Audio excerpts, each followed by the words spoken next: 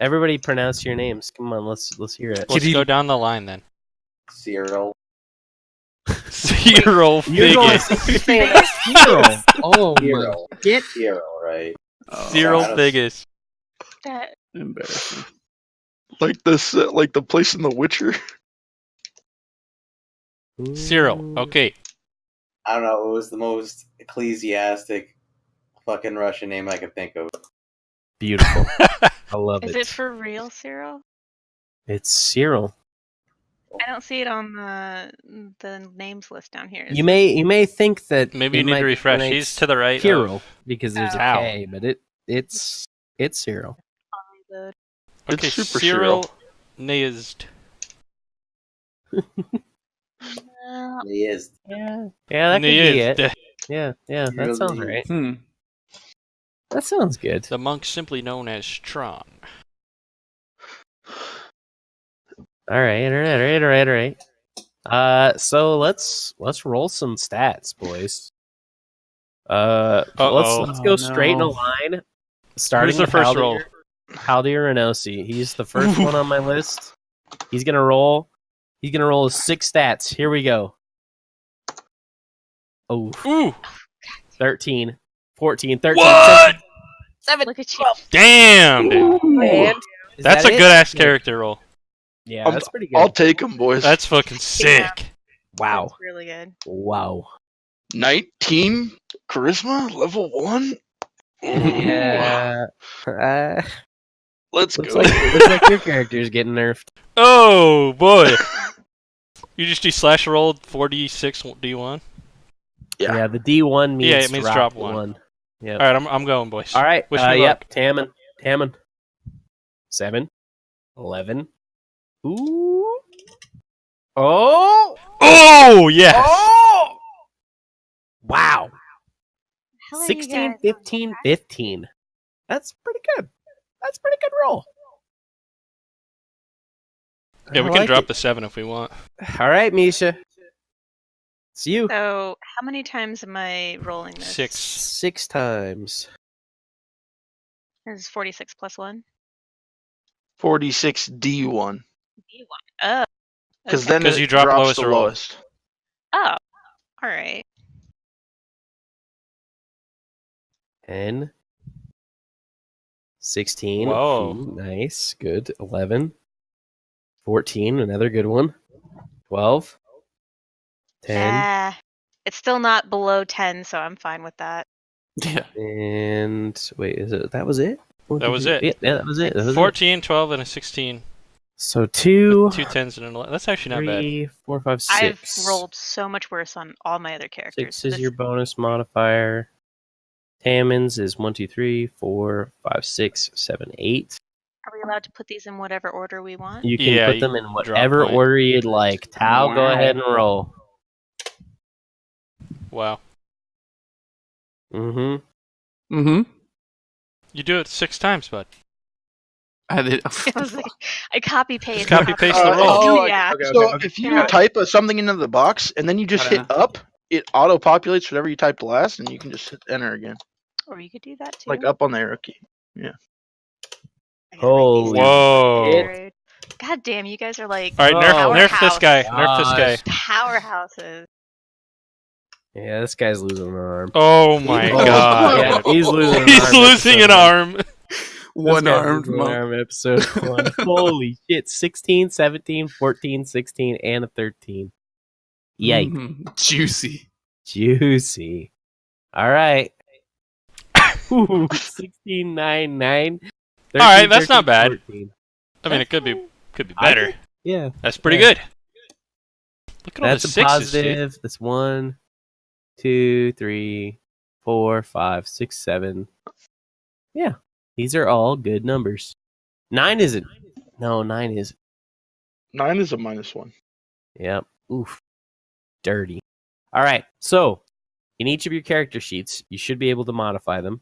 Go ahead and plug in your numbers however you desire. Mm-hmm. Who has played 5th edition? Who hasn't? I have not. I've have only played not. 5th. Obviously, I played 5th. Yeah, I mean, You know that. Obviously. of Well, course. he knows that. Obviously. Cope said he hadn't played 5th edition. It looks like he's figuring it out, though. Yeah, I have. Yeah. He knows what he's doing on his character sheet.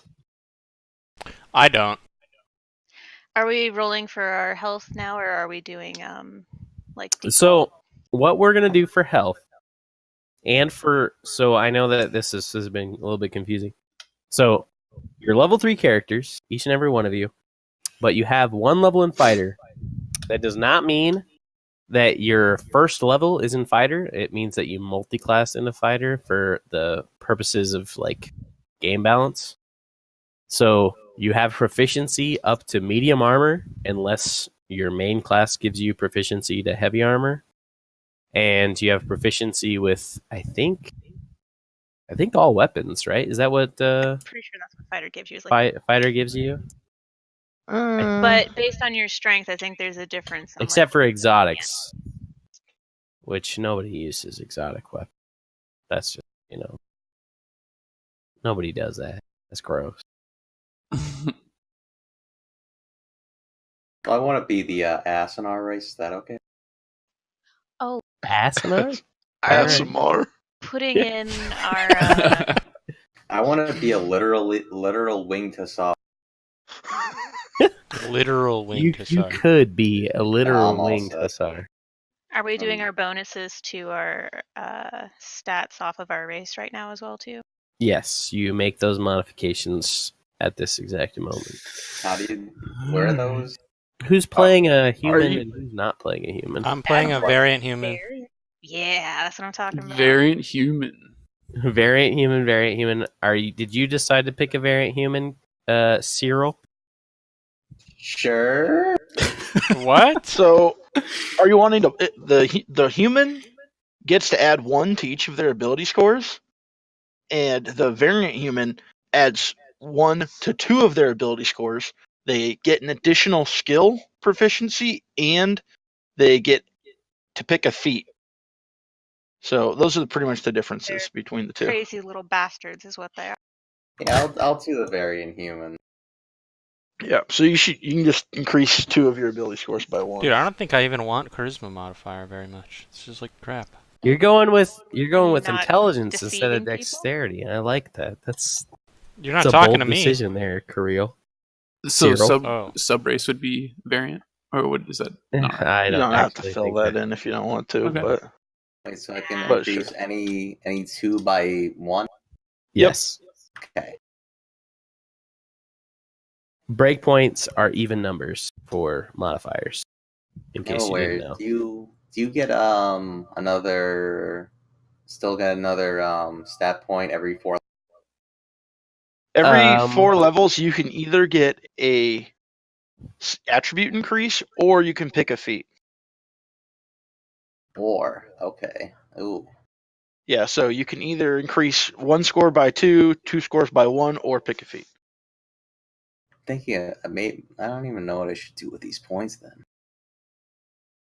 Maybe I should increase the con and intelligence. it's definitely a possibility. My stat line Regardless. is finished. Regardless, you each gain Wait a minute. a What the fighter's fuck? level's hit points at level 1. So you're going to take the full 10 hit points from the fighter's class, and then you're going to add your constitution modifier. So you should have 10 plus your con mod. I can't select variant human in the race thing, so it's adding 2 to my stuff here. Like it's adding 1 to all your ability scores. Type in race, I think, is what I did. Yeah, I just typed variant human, but It shouldn't add anything to your. Oh yeah, there's not even a drop down. you just add made. it Oh, Yeah, I'm you just- looking at the This- wrong yeah. thing. You just add it. Okay.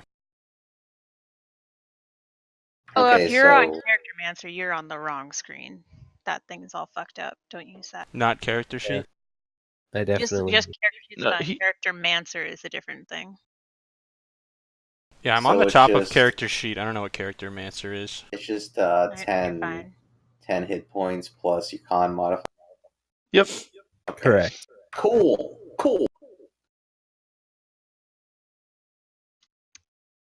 Armor All right. class. This is a much better stat line than I was hoping for, boys. You got a pretty good roll. All of you got really good rolls, Mm-hmm. actually. Yeah. Where's I would character say Mancer so. that you were talking about? Because I just want to make sure I set up my That's- character sheet correctly. That's when you create the character sheet, you can choose that option, and it like helps you build a character. Yeah, but it's Oh. You can also access it from this sheet, but it'll fuck up everything you've already put in. yes, I don't do it. If you have character sheet, you're fine. So I'm This just is gonna all- manually add my race bonuses then. Also, like for you cards, Yeah, you have to. specifically, if you look, you know the little eye next to the journal tab. Like if you were to type in longsword, you could drag the longsword Right. onto your character sheet, and it would create that item in your inventory, and it creates a button on your character sheet that you can click to roll your attack with it, and then it'll also roll damage and all that other stuff. I mean, I don't know what kind of weapon. I think Or I I'm guess you're going using a rapier, dex, so it's actually, gonna you be said. rapier. Well, he doesn't But have yeah, a weapon same yet. concept. Yeah, I don't, but just a that'll be little what I use bitch. eventually. Yeah, I'm a butt. I'm a butthole, dude. Just a little bit. Just a little bitch. We'll Wait, we'll so level we're- 0. All right. So fighter level 1, obviously everyone gets it. That's 10 plus con mod, so I get 13. Yes. You can Sure. also adopt a. That starts from particular 0. fighting All style. right. So I have 13 HP. Yes, you have a fighting style as well. So like I was saying, you are a fighter. You level 1, so you gain that fighting proficiency. But the rest of the levels are yours to decide. That being said, we're going to jump into the session before you actually decide, so that you can kind of have an idea about the world before you make any decisions. Is everybody good on their character sheets as far as they go? I Put don't in know, all your dude. I think numbers? so. We're not putting in AC yet until we get gear. I'm assuming, right? We're naked. Yeah, you're naked. Naked and Alright. afraid. Oh, I haven't picked any feats movement or speed. anything like that, You so should put your movement speed. Okay. Yes. And nobody's any small races, right? We're all humans, and I think I'm actually a- we're everyone's all a hu- humans except I'm for a a half half elf. Okay, Yeah. perfect. Yeah, Bastard. ideal. Honestly. Bastard. What do I put in for my speed? 30. As far 30. as your saving 30 throws, you as of should right now. pick whichever class that you're eventually going to pick. Mhm. But obviously you may not know that yet. And then for your skills, I don't know if you've picked them out yet. Some of you have, some of you haven't. But the ones of you that have, and the ones of you that haven't, you can also check off animal handling. As just you're growing up in Solura, animal handling is intrinsic to your life. You just have that skill. So make sure you check that box. All right. Is everybody prepared? Sure, let's go. What Sure. did I just do? your elven What have language I proficiency. What have I done? All right. So it's session 0. So we're going to introduce our characters. We're going to kind of get a grasp of the world. And then we're going to kind of set up a situation where you guys can build a backstory for about 3 years, where you're living in this world and hopefully thriving in it. But maybe, you're struggling. But we zone into our heroes down the Sansamir River towards Sanseti.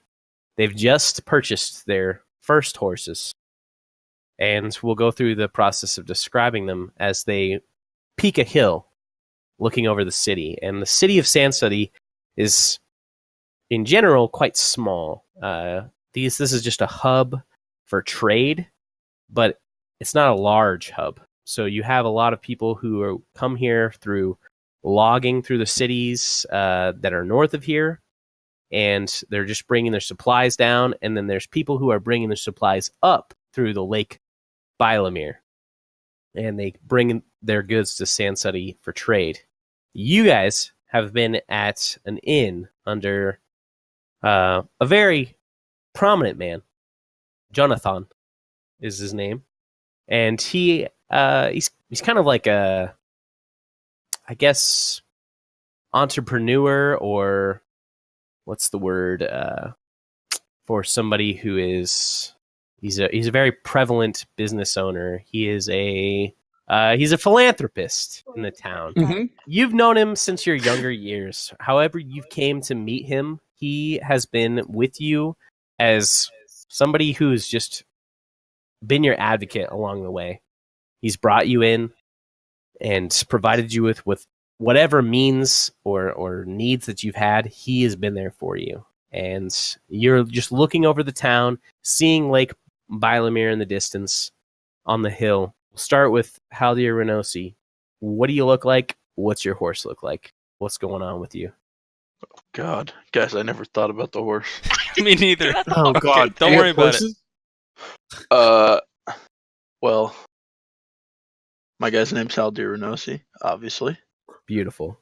He looks kind of like this picture, but more like a real boy. He's kind of, I don't know. He's got he's like a bigger guy, but No. he's not like fat or anything. He's just Not he's a really. little bulky. He's a little hefty. He's stout. He's a big boy. He's not your typical twink elf.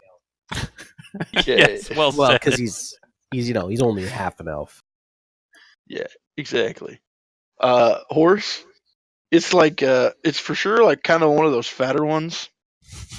And it's all black except for like at the feet where the hooves are. Like it's white. Oh God! Beautiful. He's got little snowflake feet. Yeah, Damon. yeah. I guess I'm more of like a grizzly looking dude. Kind of average sized. Maybe a little skinny, but kind of got a couple scars on him and stuff. My horse is, I guess he's a brown boy. He's got some brown fur on him, whatever the fuck they have. Perfect. You're riding a brown boy, of course. Yes, of course. Woo! And he's got black hoofs. Cool. Nice. Absolutely. Misha, what's going I on? don't know what with the you? fuck horses have, dude. So Misha will have an appearance very similar to what she already looks like. So still fairly young. It doesn't talk much, but stares at Tammin randomly, almost with disapproval. As we all do. And she'll have like a gray spotted, like Clydesdale style horse. Yep, absolutely. Oh, that person knows horses. Yep. Tao? All right. My name is Tao. I am bald by choice. I don't have male pattern baldness. Of course. Or so he Yeah. says. I just want to make sure you guys know A that. strong claim. Yeah. I'm an athletic build. You can tell I work out. I get swole from time to time. Type of horse? Fuck. Probably the same horse that Tammin has, but better. Oh. Is probably where I'm Okay. going to go with that. That's probably Yeah. true. Brown Yeah. horse. A brown horse, but better. A brown better boy. A brown boy. A browner. It's Does like that mean it's shinier. more more brown? It's more brown. It's brown. Alright. It's more brown and stronger. Okay. Yeah. Absolutely. 100%. Yeah. And finally, Cyril. Alright, hello, my name is Kirill. Okay, my character has, he's about, he's kind of a stout fellow. Looks like he's been riding a horse a hell of a lot, so he's kind of pretty thick. Other than that, he has kind of a plain appearance, not much to look at, kind of blends into a crowd. Horse is an off-white mare with like a black. All right. You kind of cut out there with a black what? Mane. Oh, okay. How important is it that we know about each other's horses? Not. Oh, It's okay. not. Okay. Flavor. I didn't know if I was supposed to I- take notes on that. Mine has Nice. fur, currently apparently. sketching Flavor. all of them. Yes, you better be I drawing already up. drew mine. It's in general. Yeah. Yeah, right. Oh Lord! The stick figure. Wow, he drew that picture right there Impressive. with a woman who's messing with her for some reason. I like it. I want to see. In, Oh, in any case, you guys are Pretty horse. riding into town, and you're kind of cresting this hill that overlooks Sand City. This is your town. This is your home for the past few years, at the very least, for each of you, and it's been hard to some extent. But you guys have lived a life where the people around you have respected you because you've had a job. You're workers. You know, you've become a respected part of society, no matter where you came from, and you've kind of worked your way up to the point where you're saving money. And the way it's worked out for each of you is that you've decided you're gonna go all in and you're gonna save together. And you guys went in on this purchase from a stable that's just west of town, and you're coming back from that, cresting this hill overlooking Sand City. The first building in Sand City that you guys are going to approach is the Bronze Bell Inn, which is the place that's your home. That's where you guys have been working for the past few years. Is there Can you repeat anything that that? you'd like to say? This is the Bronze Bell Inn. Thanks. Yep. Is there anything that you guys would like to talk to each other, say to each other before you guys start to head into town, cresting this hill? What do you guys got? Well, this is it. Might be the last time we're here for a while. I want to Yep. ask Tammin why his horse looks so sickly. Needs a drink. Beautiful. Absolutely gorgeous. I mean, like, are we galloping down this fucking road, or we take? We're walking about as fast. I imagine you're probably taking your time. This is so, like I've said before, and it's going to be tough to kind of jump into, but you guys have known each other for a while. So there's going to be a portion of dynamic that's there, but it's still building. So you guys kind of have to figure out Sure. where that balance lies, of course. Sure. Yeah, that makes sense. Hell, this horse looks like the inverted version of mine. Nice. It's all white, but it's got some black hose. I'm Black conflicted foodies. because I was gonna do a Russian accent, and now I don't know. You guys could have been from the same area. You could totally do a Russian accent. So mine is definitely inferior. All you have to do is remove any definite article. Easy. All right, so we're kind of like chilling on our horses as we ride back into town after just purchasing them, Tom. Literally just purchasing them. Your guys are riding back from it. Brand new. Okay. What's this? You smell it. What's Yeah. this building look like? New horse smell.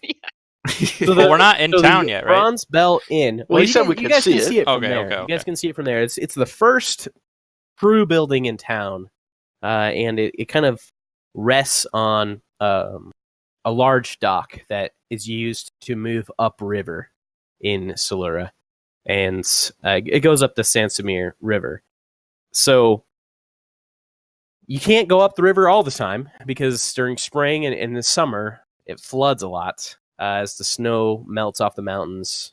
The rivers run a lot quicker and it's tougher to go upstream. So during those times, you actually have to ride up the river on horseback or by foot. There's a couple of bridges that cross it so that you can get to Nemena and Orgenda. But for the most part, if you're not taking a bridge through the summer, the later half of summer and fall and winter, you're riding your horse. And there's obviously some large plains that cross through the area as well. The building itself, the Bronze Bell Inn, has a tower that reaches far above the rest of the town. As the rest of the town of Sand City it's not luxurious by any means, but everything is capped and tiled, and Solura in general has kind of enjoyed this time of wealth for the past almost 100 years, where the common people have succeeded. As far as you know, this is the best place on Earth to live. These are without a doubt, the most free and Omaha, Nebraska. luxurious society. Whatever you want to look at that as, however you imagine that is what this is to you. And Okay. you know nothing else of the South, of the other territories that exist beyond Solura, except a little bit about Jepper and a little bit about Lennar, which are both, your bordering countries. But Sand City is prosperous because of its trade. So you see a lot of people, you hear a lot of people, and at the Bronze Bell Inn, each of you have had a task or a job that you feel like you can perform to the oomph degree. So some of you might have been stable hands, some of you might have been, bus boys, bartenders, you might have been cleaning rooms. Whatever makes sense for your character, that's what you've been doing at the Bronze Bell Inn. But it's a 2-story structure, the largest building in town, far and away. And Jonathan, who is kind of the patron of this inn, has brought you guys in out of what you believe to be, what's the word? Compassion out of poverty. No, but he pays you a good wage. I mean, you guys have been able to, in a relatively short amount of time, save up for these horses. It's 75 gold pieces per horse as a normal rate. So that's pretty good for you guys to be able to afford this purchase. That's very strong. It speaks of your character that you guys have put away and saved for this kind of ordeal, and you guys have reached adulthood in Solura in a timely fashion, whatever that means. As you guys kind of ride into town, you can see Jonathan, who is a middle-aged man. He's really not that much older than you guys, maybe 10, 15 years tops. He's kind of got reddish brown hair and a beard to go with it that covers a good portion of his face, but it's not unkempt. It's very neat and tidy. And he's dressed in probably the finest wear that you've ever seen him in. Really nice leathers, covered with very nice furs. This is probably like classy right now. He's This guy's a philanthropist. I'm going to He's be looking He's for a that. fucking nobleman and a wealthy I'm thinking he's guy. got a hot date. Yeah. You're thinking he Wait, does. do we see him and does he see us? I mean, you're probably 200, 300 yards off coming down this hill. We're So probably not- the only so people on not horses, really. too. Yeah. I mean, you can tell he's well dressed. You can tell that he's dressed to the nines. But I mean, beyond that, you can't catch much. So Gonna totally whistle at him when I see him. I mean, when I see him, I was gonna give him just the wave. So that's how you got your promotion. Mm-hmm. She just All right. turns and glares at you while raising one brow. as you kind of get closer, you notice off to his left, and he's looking at you. You see an old man with kind of a big, bushy, white gray beard. He's a balding head, and he's dressed in some kind of ceremonial robes that you've never seen him in. But his name is Alfred, and he's been the representative of the Church of the Twins, and he's kind of been your teacher for the time that you guys have been in Sand Study.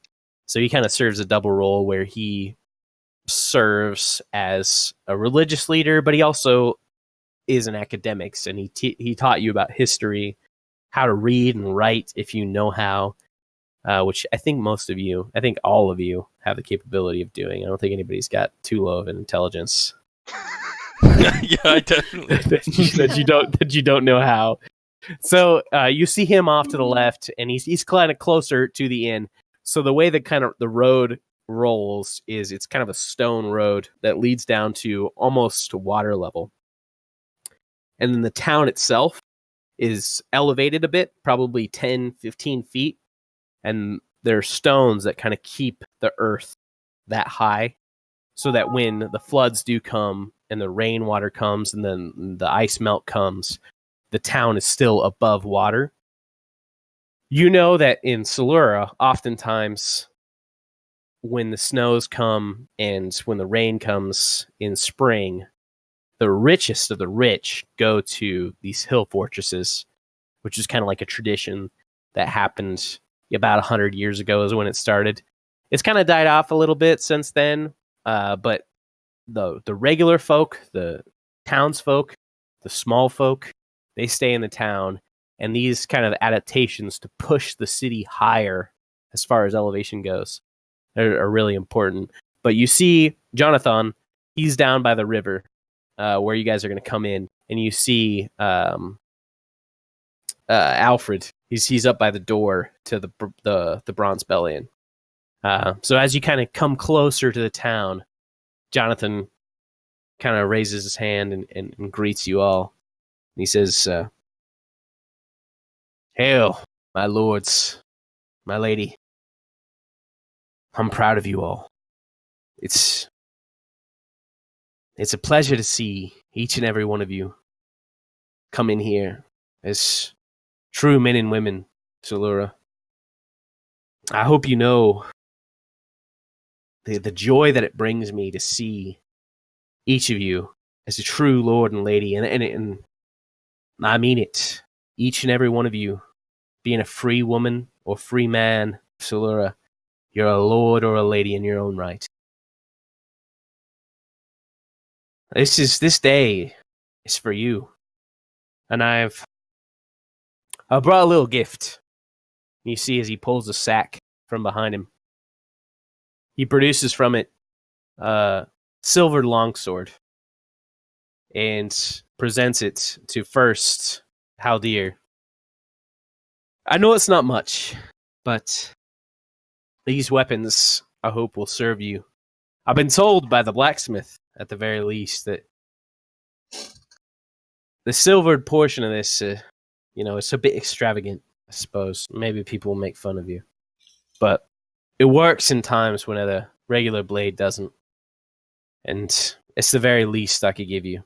You guys have all been a very prominent part of my life.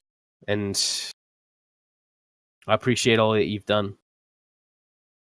Past this day, I suppose I'll probably have to look for new stable hands and new people to clean the tables. I don't lament it at all.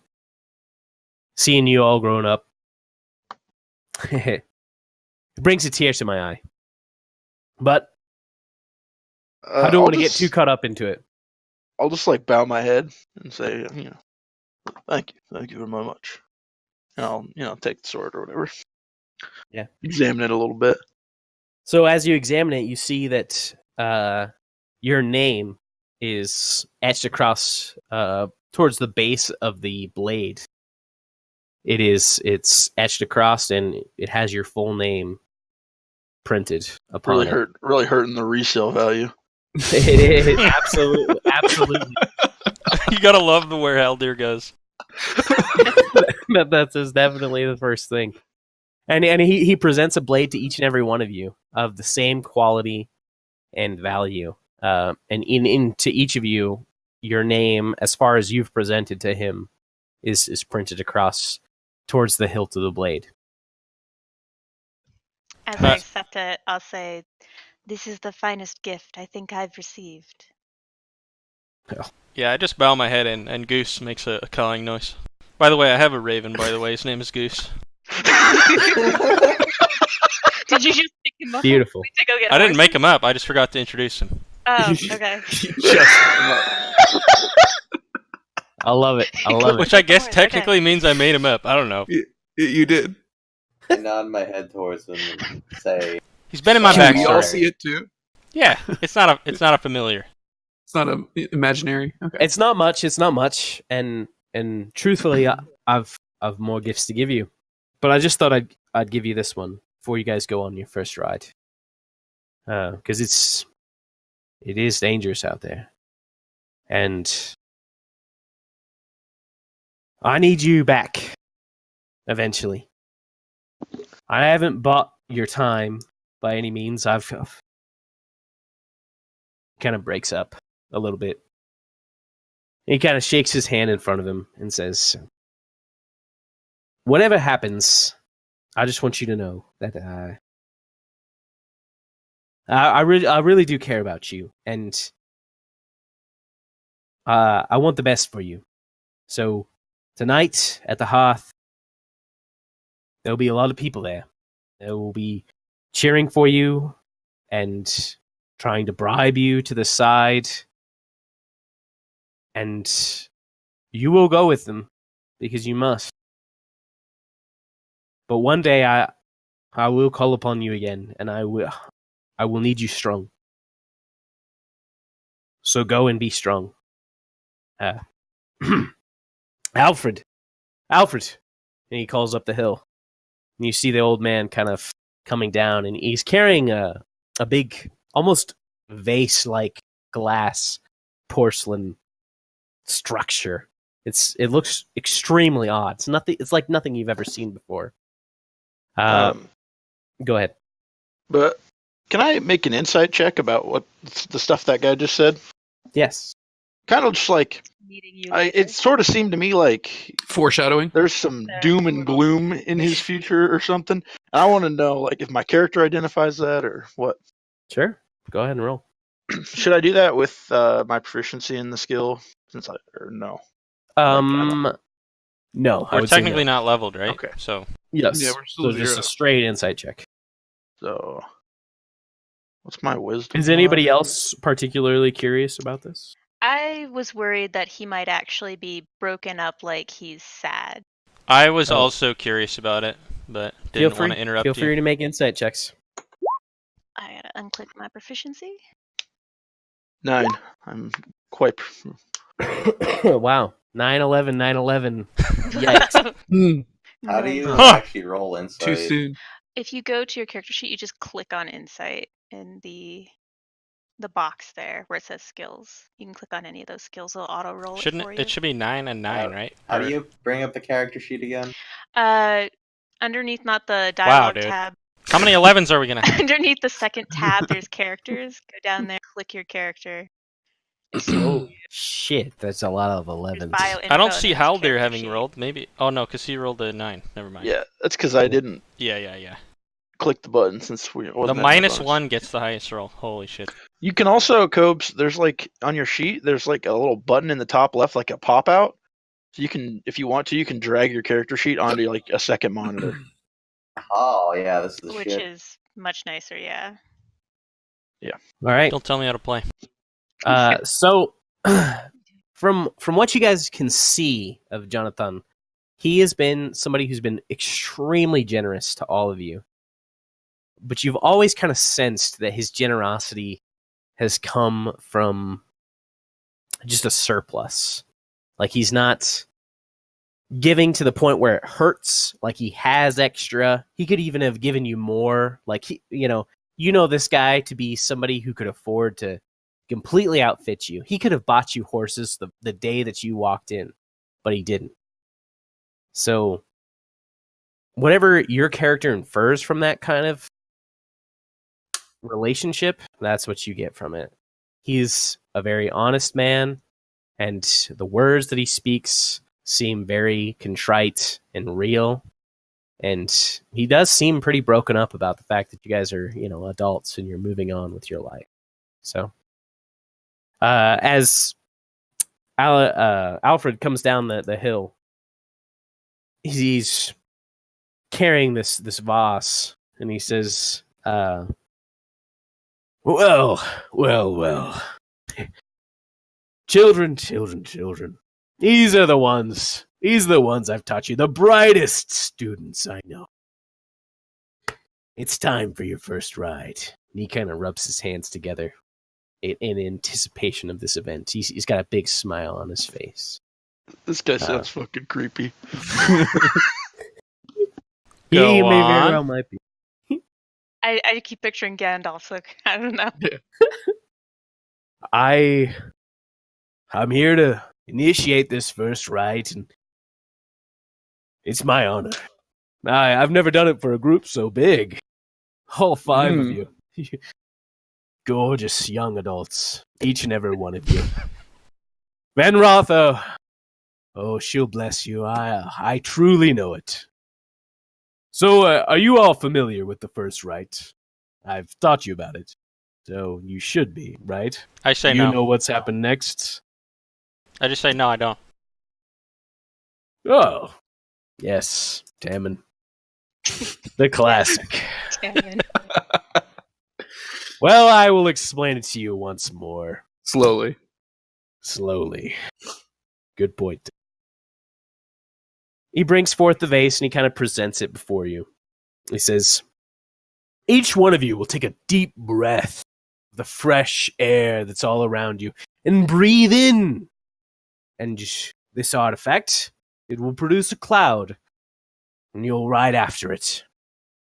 Hard, if you must, because it may produce a storm. As it is, once you reach the destination, Van Rotha will speak to you in whatever way she sees fit. I'm not exactly sure how it'll work, because it works differently for each and every one of them. But, in all likelihood, she'll give you a vision. A vision that relates to your future. I'm surprised you forgot all this, Tammin. It's pretty basic history. Church of the Twins. What can I say? I was probably doing other things. Oof. Yes, I suppose so. Show some respect, Hammond. He's trying to chase after Goose all the time. Exactly. Well, I do you have any I questions? give Cyril a little bit of a glare. Do you have any questions, my children, about what will happen?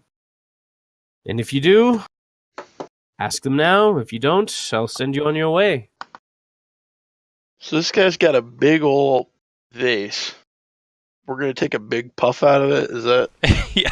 You're I'm curious what's in it. blow That's what I'm into it. curious about. Oh, oh, okay. I'm That worried makes about more this not sense. being a PG-13 stream.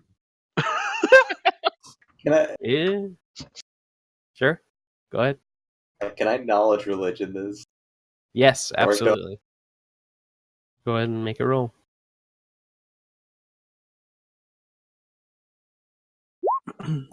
Rip. Whew. Supposed to be It- paladin. this Such is it. This is 100% how every child insular comes to be an adult. This is the right of the first ride, as far as you know. He speaks the truth, so he I'll brings it just forth. Step up to him. Yeah. Yeah, Yep. ride hard. The storm might be difficult, and he presents it to you. And there's a hose that you can breathe into. Yeah, I'm And, going last. I'll do so. Haldir goes first. Okay, who's next? I'll go second. I'll go after. Okay. I look at Misha and I'm like, you first. I'll look at Tammin with like slight disappointment, but nod. All right. So each of you take this deep breath of this crisp, cool air, as it's the start of spring for the most part, and it's still very cool on the air. You guys are kind of wearing your winter furs, your heavier clothing, and as you guys take this deep breath and blow into this artifact, you can feel it hum with energy. And once you guys have all finished, you see Alfred kind of place his hand upon it, and his eyes roll back into his head. He chants a few words, and from the top of this vase shoots out a dark cloud that rushes into the sky. And it's not high, it's not far, but there is a cloud. You've all kind of experienced this in your own lives, where it's a low-lying cloud, maybe a couple hundred meters, couple hundred yards above you, and it shoots off to the north. And he says, "Best get riding." Mount and go. Dare you? And then we roll out. Okay, and so you all start to chase after it. I'd like you to all make animal handling checks. Oof. Hey guys, how do I'm you use booking it. this thing? Oh. I immediately. I immediately fall off my horse. There's I can't even find my horse. something about Yeah. the brown horses you guys got. You can Maybe think Oh, they will God, be dude. Why do I have to Yeah. What the fuck? The brown boys fail. Oof, rough life. So you guys start to just ride out of town, and Tammin and Tao, you guys kind of start to fall behind the rest of the group as you urge your horses forward, but it's just not there. You like the companionship, the one in purpose that riders of Solura have. You're not there yet, and you start you start to fall behind. But the rest of you guys are riding with full force into this, towards this cloud, and it starts to grow as with each passing moment as you guys move farther and further towards the Sagar Mountains that are north of Sand City. You ride for 1 mile and then 2 miles to the point where Tao and Tammin, you guys are Pretty far back. you guys are out of sight, and the rest of you guys are moving forward till you reach a stone on the top of a very clear hill that it's almost like a pedestal, and there's a carved bowl that's set on this pedestal. Do you guys wait for your compatriots to move up to the stone, or do you not? I'll We'll keep wait. within eyesight so that they don't lose track of us. Okay. How about the rest of you? I'll wait. Okay. Is this like? I mean, I know we're obviously not that far from like our. You've home, probably but, ridden like, about 2 or 3 miles north of Sansa. is that something? Should, if Ooh. we can, how can I word Not this? that I'm far. being fucking stupid. Exactly. It's like really Yeah. close. How far we're have like- we generally traveled without like outside the city, like while living here? Like, is this an area that would be like uncommon to go this far? Just like in like normal, like, oh, you got to go get this thing or do this thing, stuff like that, or not really? I So imagine for we the most stayed to the part- lake, right? Yeah, so for the most part, your duties and your task at the Bronze Bell Inn have been to stay Yeah. near Sand City, and you haven't really traveled very far. But you know that north of Sand City and in the mountains, in this area that I'm about to ping, that there's a town there, and they send logs downriver to Sand City.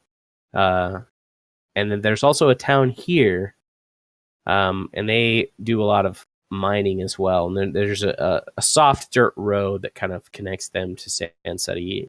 You've never been there. You never really had any reason to go there, as it's kind of far. But you've seen people from that town, and you've talked to them. But Okay.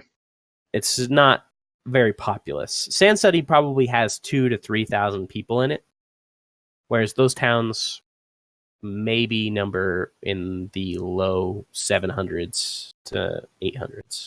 Okay.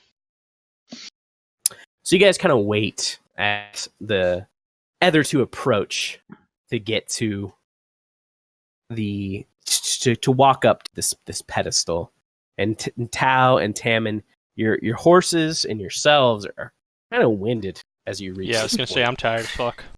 And fat. as you've approached this, the rainstorm that's kind of followed this cloud has drenched you two, whereas the rest of the party perfectly fine. So the effects are very visual on you. You guys All kind right. of reach this point, and it's an open clearing on a relatively high hill. There's no trees around you. Above you in the clouds, there's that one singular dark cloud that's kind of growing, and it's just been raining up until this point, and it's kind of amassed at this hill. Is there anything that you guys do in particular? Not I. I'll walk up to the thing. Okay. So you see Haldir kind of take. Do you get off your horse, or are you still mounted, or? Well, I mean, how tall is this thing? Am I going to be like looking down on it if I'm on the horse? It's probably about 5 foot tall. Yeah, I'll get off. Okay. So you get off and you walk towards it. Is it what else? What is everybody else doing? I'm still trying to catch my breath. I'm getting off the horse, but I'm chilling, and I like fall on the ground. Are they even near I'm us? checking on Tammin and Tao to make sure that they're not You gonna waited for them die to of catch up. cold. Okay. All right. I One time I wish I had I hair. approach on my horse. Oh no. Okay. All right. So as you kind of approach, that is a fucking beautiful picture, Tammin, of your horse. You like that, dude? Yeah, it's gorgeous. Good.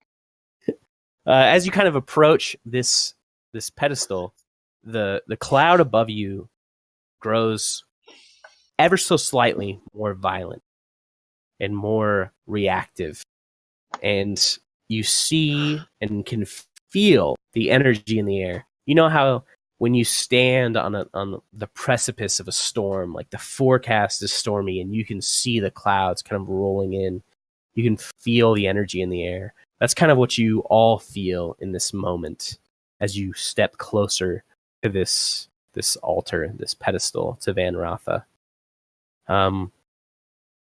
Within moments of you all reaching that point, the storm grows increasingly more violent and more powerful. But you don't fear. There's some tranquility that kind of overwhelms you and calms you in this in the presence of this altar. Until after a series of lightning bolts flash in the air and the thunder near deafening, a bolt of lightning crashes into the pedestal, and you're all blinded and deafened. And as the blindness fades and the deafening ringing in your ears fades, something comes to your mind. And I'm about to send you all direct DMs about what you see. Okay.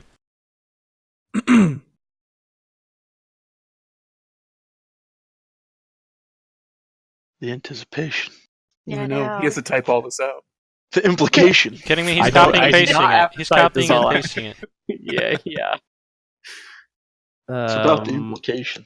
What's I know. what's the tension? Tau? Hey, there we go. There you go. I made it simple for you. I realized, Tom, by the way, Yes. you need to make, at least for me, I would like it if you made a text channel that I have access to, and I can just type my notes in it. That would be sick. Oh my god. Fuck off. That'd be dope. I mean, I'll see everybody what else I can can have do. one too. But I've got a little notebook beside me. shit, Okay. I I gotta feel like read that's some probably stuff. better. Okay, so I've sent you all this vision that you have experienced. You don't have to share it with anybody. You don't have to show it to anybody.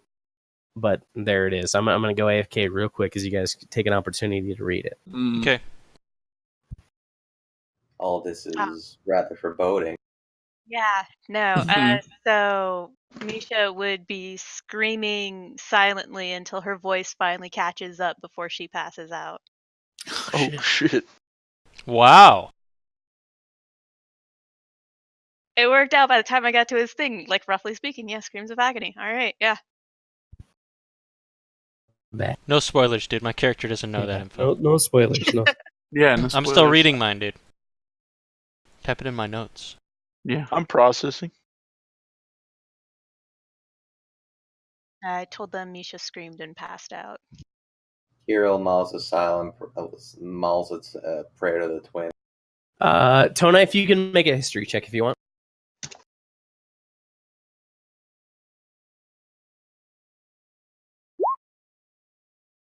16. Pretty good history check. Let me read what I sent to you. I mean, I as a person know what it means, but I mean, to a certain degree, anyway. Yeah. I will say, to avoid spoilers to others, that you as a person probably know exactly as much as that history check kind of entails. Right? Does that make sense? Yeah, you're just saying that the stuff I know would be he would probably Prevalent. know as well. Yeah. Yeah. Okay. All right. All right. Has everybody had an opportunity to read over Just 2 seconds. their vision? Processing this, dude. Ucar did not ace the ACT reading section. Dude, I was typing in a lot of notes. UCARG has fucking Also, can't really fucking read with other people 400 talking, reading so it's score kind on of the my own SAT. fault.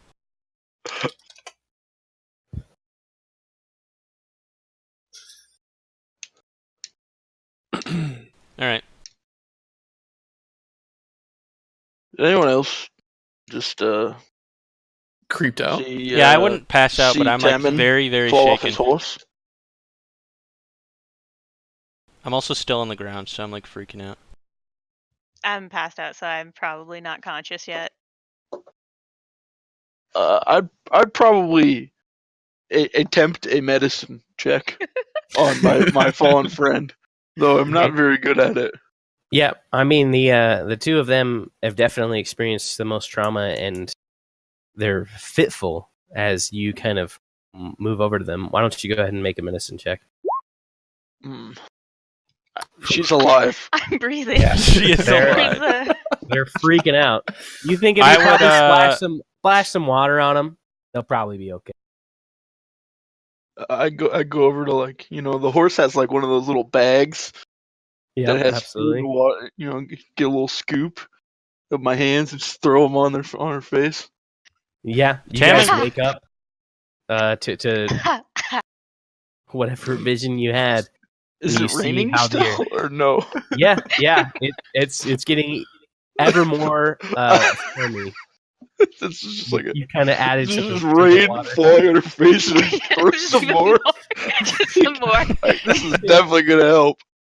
Wait, are we like aware that the things that we had in the vision were just a vision? Or is this very So real Tammin to has us? never experienced anything like this ever, Yeah. so he's flipping out for sure. He's never experimented at all. Yep. So what you've experienced from your understanding and from your knowledge, these are visions of Van Ratha, and she will show you things that are past, that are present, or that are future, but they're relative or they're relevant. Excuse me. They mean something to the course of your life, as far as she's concerned. And she's a big proponent of choosing, so they might not be if you choose a different path. But from what she sees when she looks into your future, this is important. That's what you know about that vision that you've been shown in the first ride. So as you kind of wake and come to consciousness from this, with the help of your Water friends being or splashed in the face. or otherwise, I want Kind to of look Close at her mouth so how she doesn't dear. drown. I'm gonna you cough. guys can look at speak how to each dear and be other like- as you guys kind of begin the ride back to town, where you guys are gonna get warmed up and dried off at the last or the ride at the first hearth.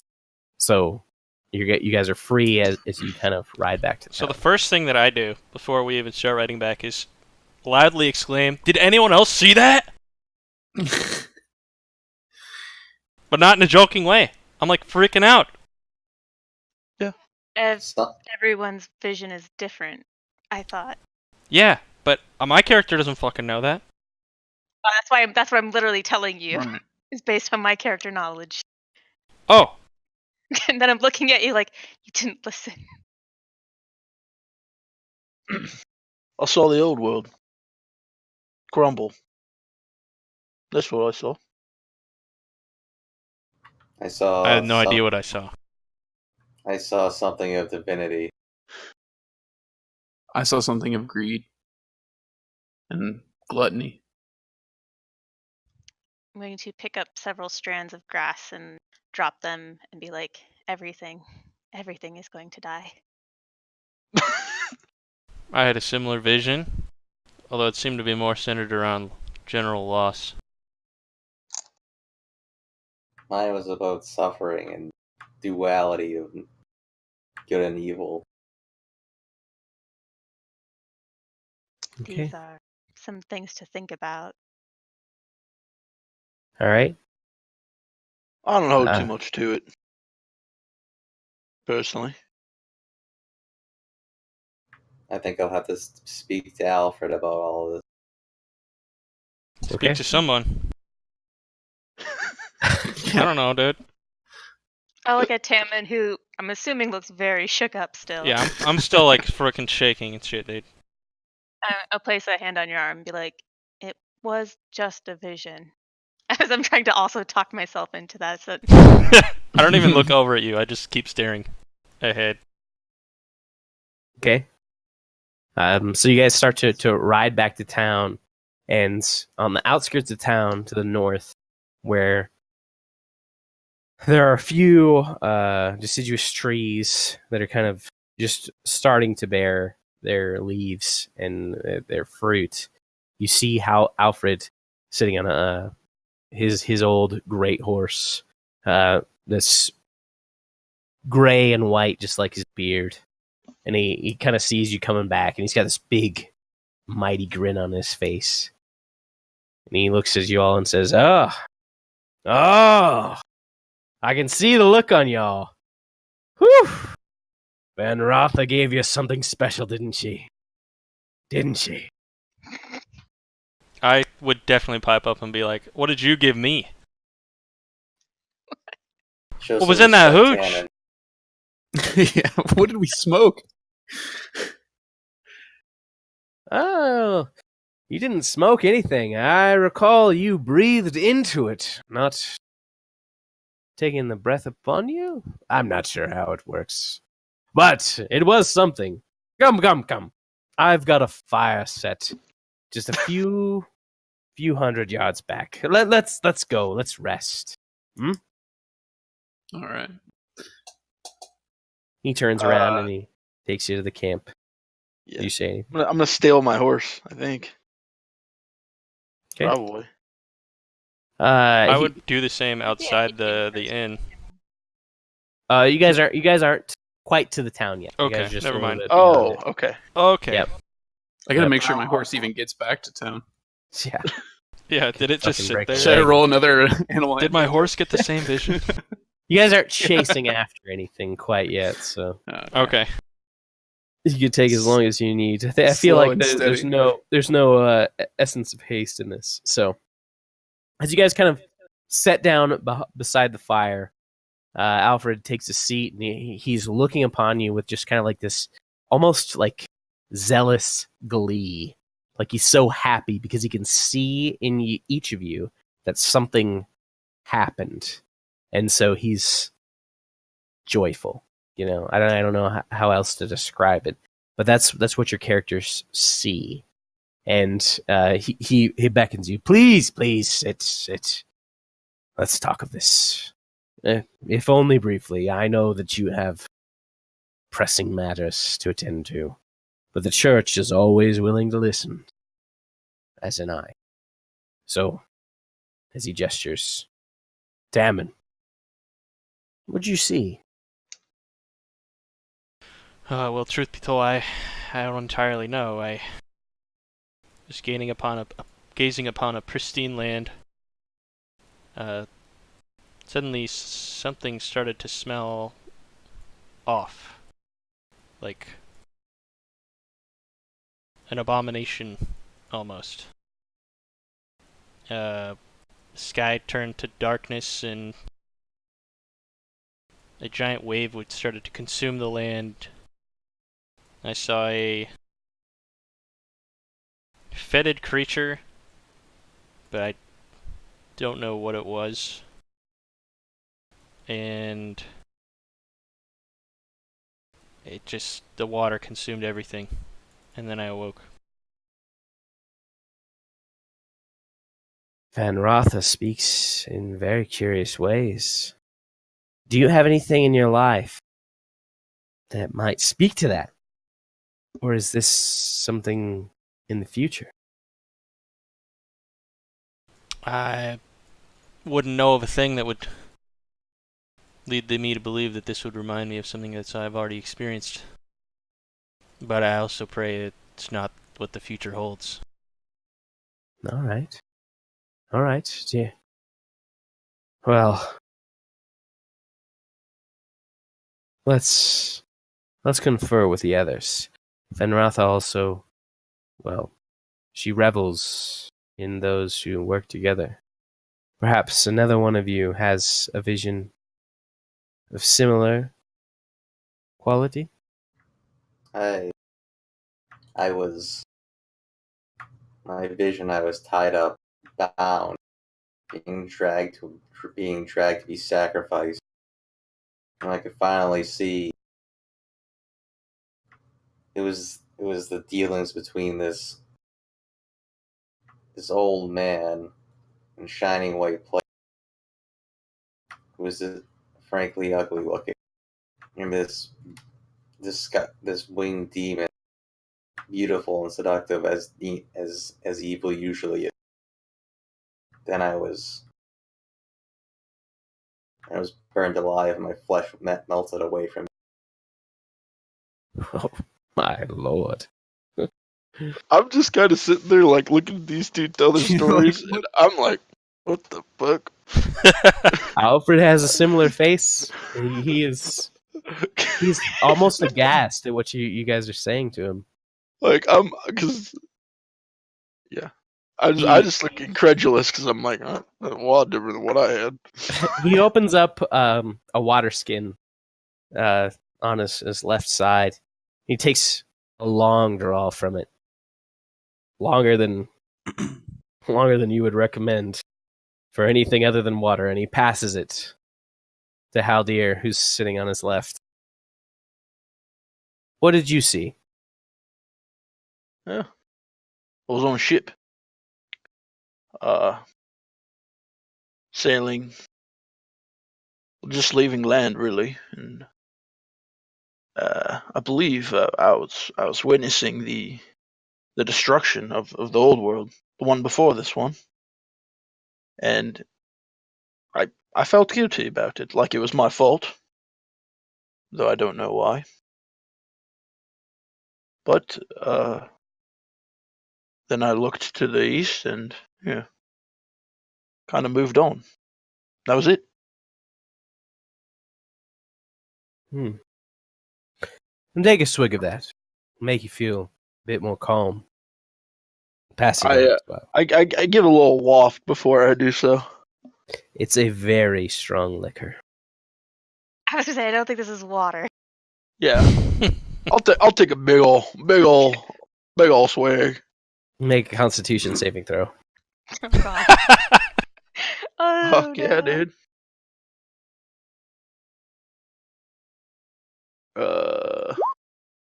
Yep. You do really well. As Not I even- thought. Not even a cough. Not even a face. We throw back another one. Oh my god.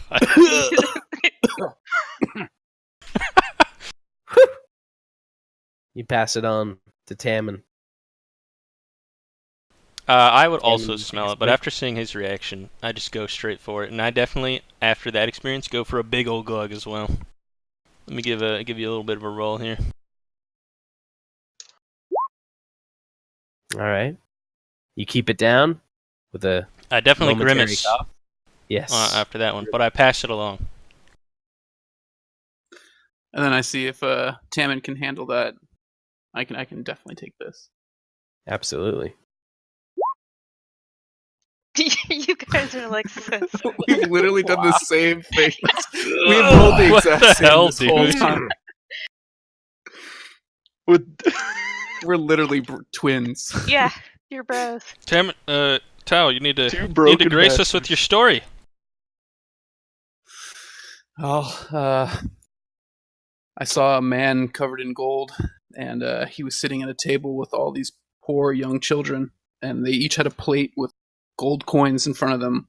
All the children had maybe one or two coins, but the tall, handsome man, had a big pile of it. And he started to eat all these coins as fast as he could. And after he got to the very end, he immediately died, and head fell onto the table, and all the children immediately jumped on him and started carving him up, tearing at his flesh, and without even like a second, they just immediately went onto him. And then the crown fell off of this man's head and rolled away, and I could see two individuals, a dark-skinned woman and a pale young man, and they were both watching the scene. So that's all I saw. You see, as you just kind of describe the scene, Alfred is looking at you with a very intense gaze, and he's kind of nodding along as you tell the story. And when you reach its finish, he looks at you and gives you a solid stare. Says, "Do you have any idea what that might mean?" I do not.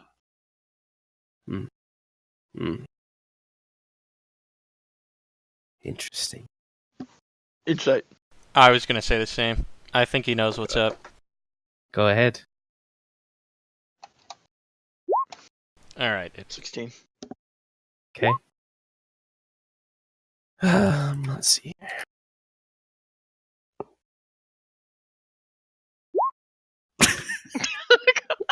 critical fail Dummy's gonna dumb. Yeah.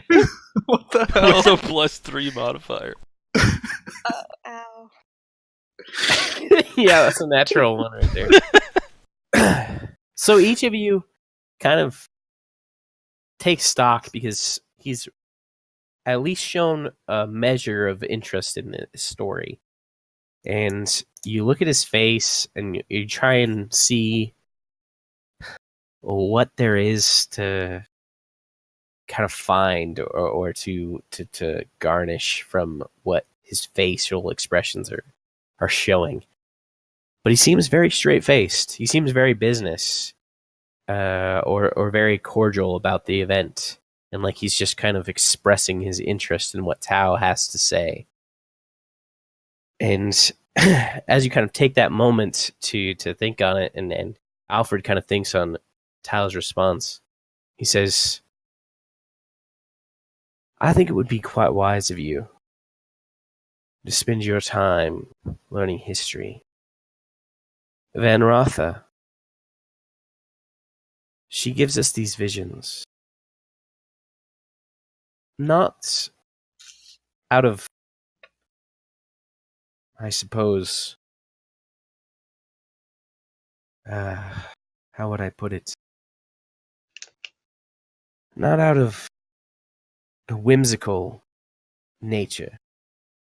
She knows." With intent. Yes, Aldir, with intent. And I think that one,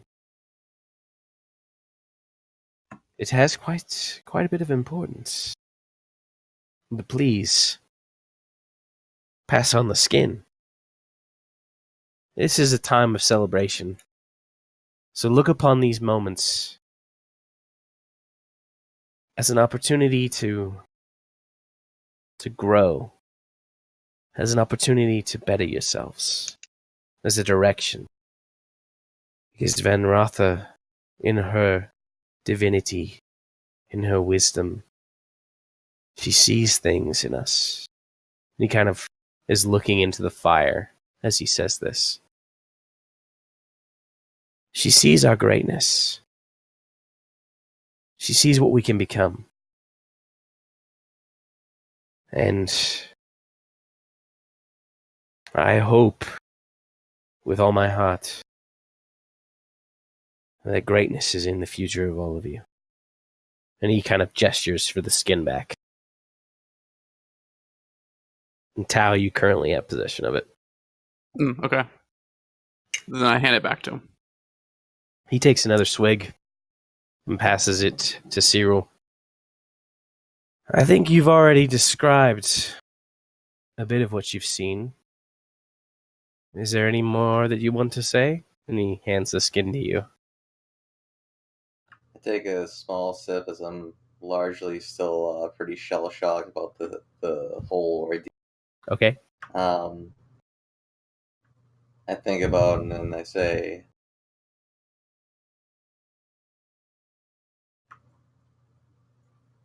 maybe Van Roth is trying to tell me that I need to. Sometimes we need to make our sacrifices, or a lot more people will suffer. There is definite wisdom in that. No doubt. But you are brothers and sisters. What do you say to that? Is there ever a time where sacrifices are necessary? Is there ever a time where you must compromise? He gives you a honest look, questioning each and every one of you.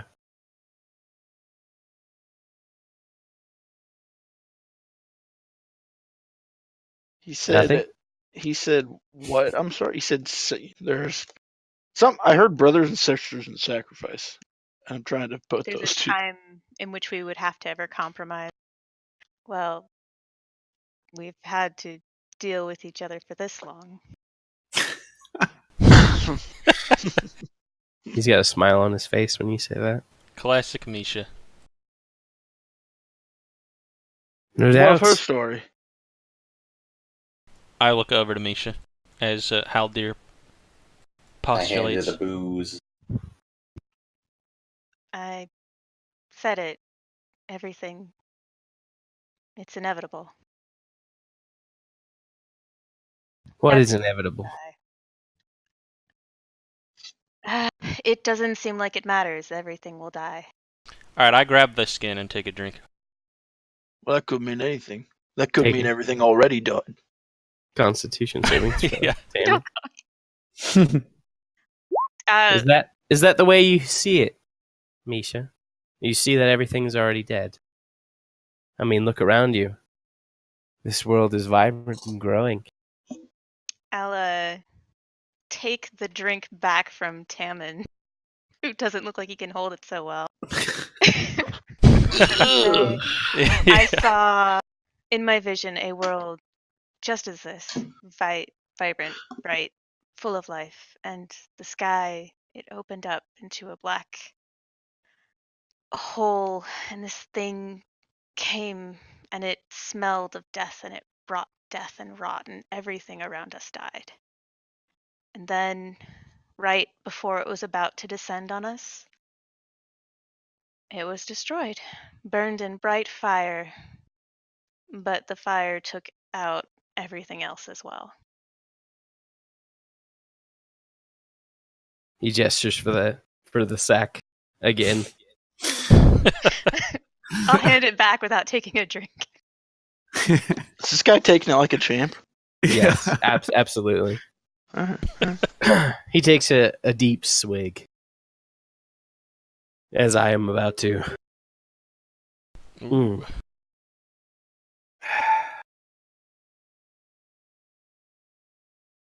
You all seem like a crop of young, prominent individuals. I hope that you understand the last rite is a test of sorts. I shouldn't say the last. It's not that. The first right. The last, the rite of the first hearth. This is what I mean to say. It is a test of sorts. People will come to you and beg of you your attention and your efforts. Just know that it's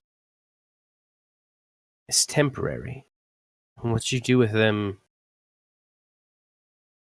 is just a stepping stone in what you mean to be and what you can become. So long as you are safe and that you survive. Van Ratha and Van Viscott, they desire you to reach your full potential, as do I. And I,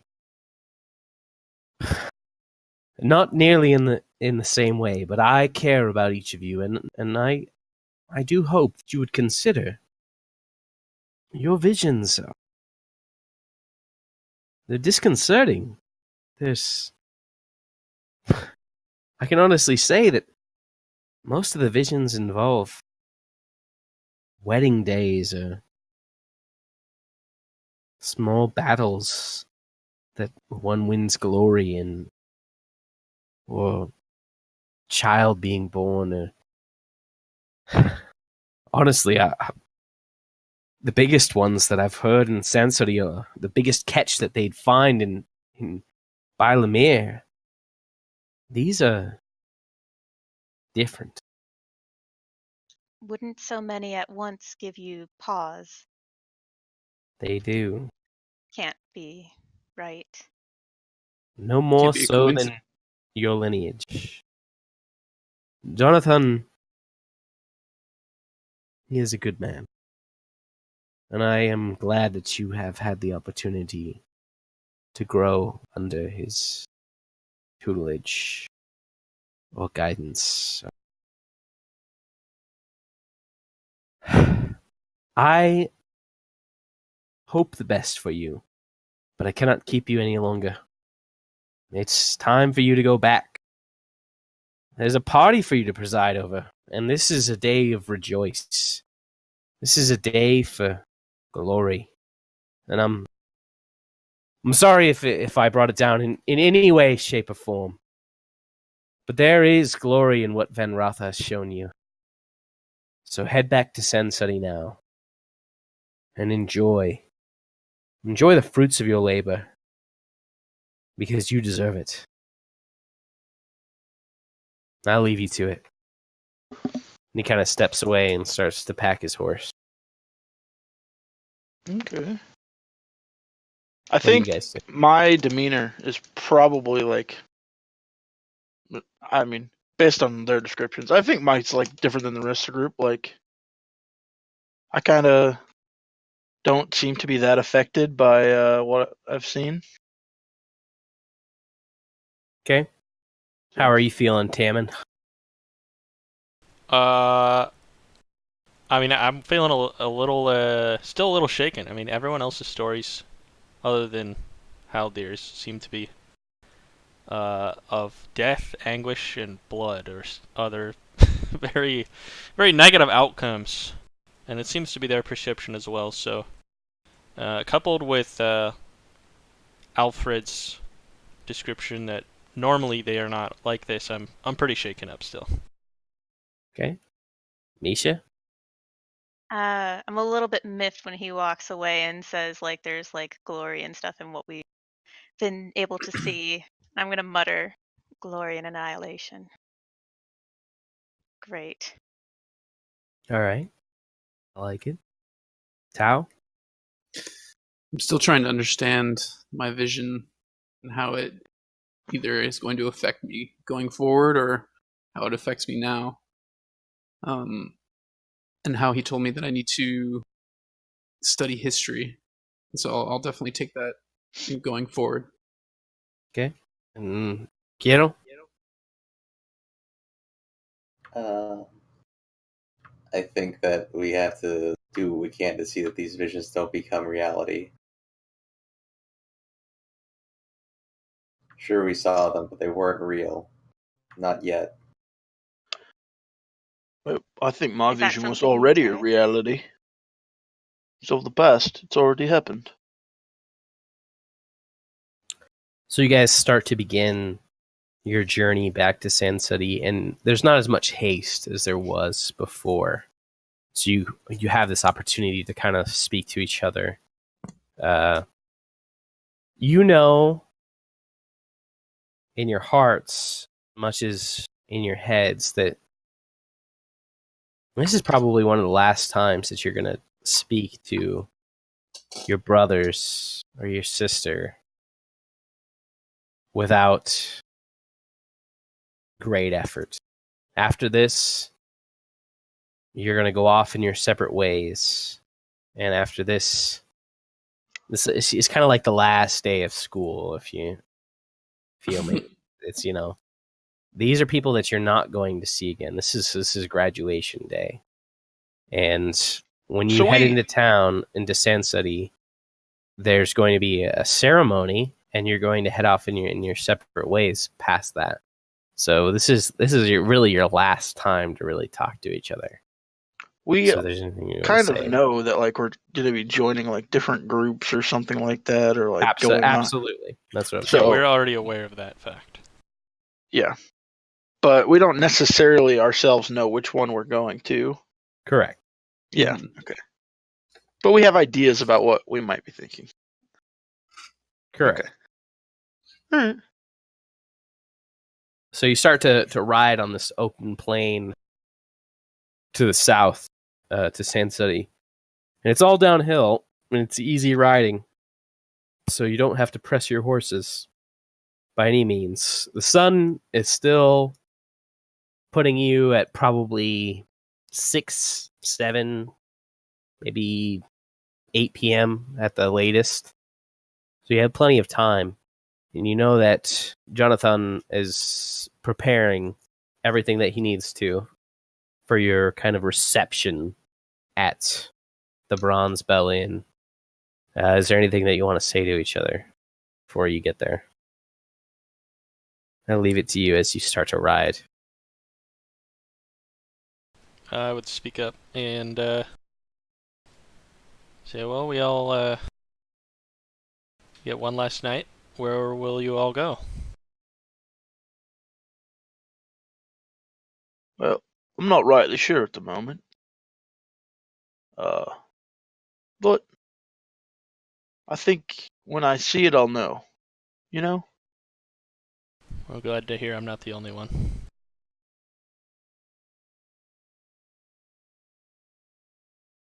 Okay?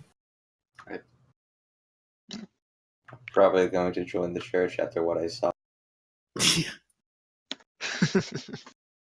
All seems very clear. I couldn't be more It unsure. seems- I definitely feel like I'm kind of turned off by, worldly possessions and money and all that, and just seeing what it does to people. My vision. I still like money, personally. Never much cared for it myself. I have long thought the twins would have further use of. And then I'm going to look over at Tammin.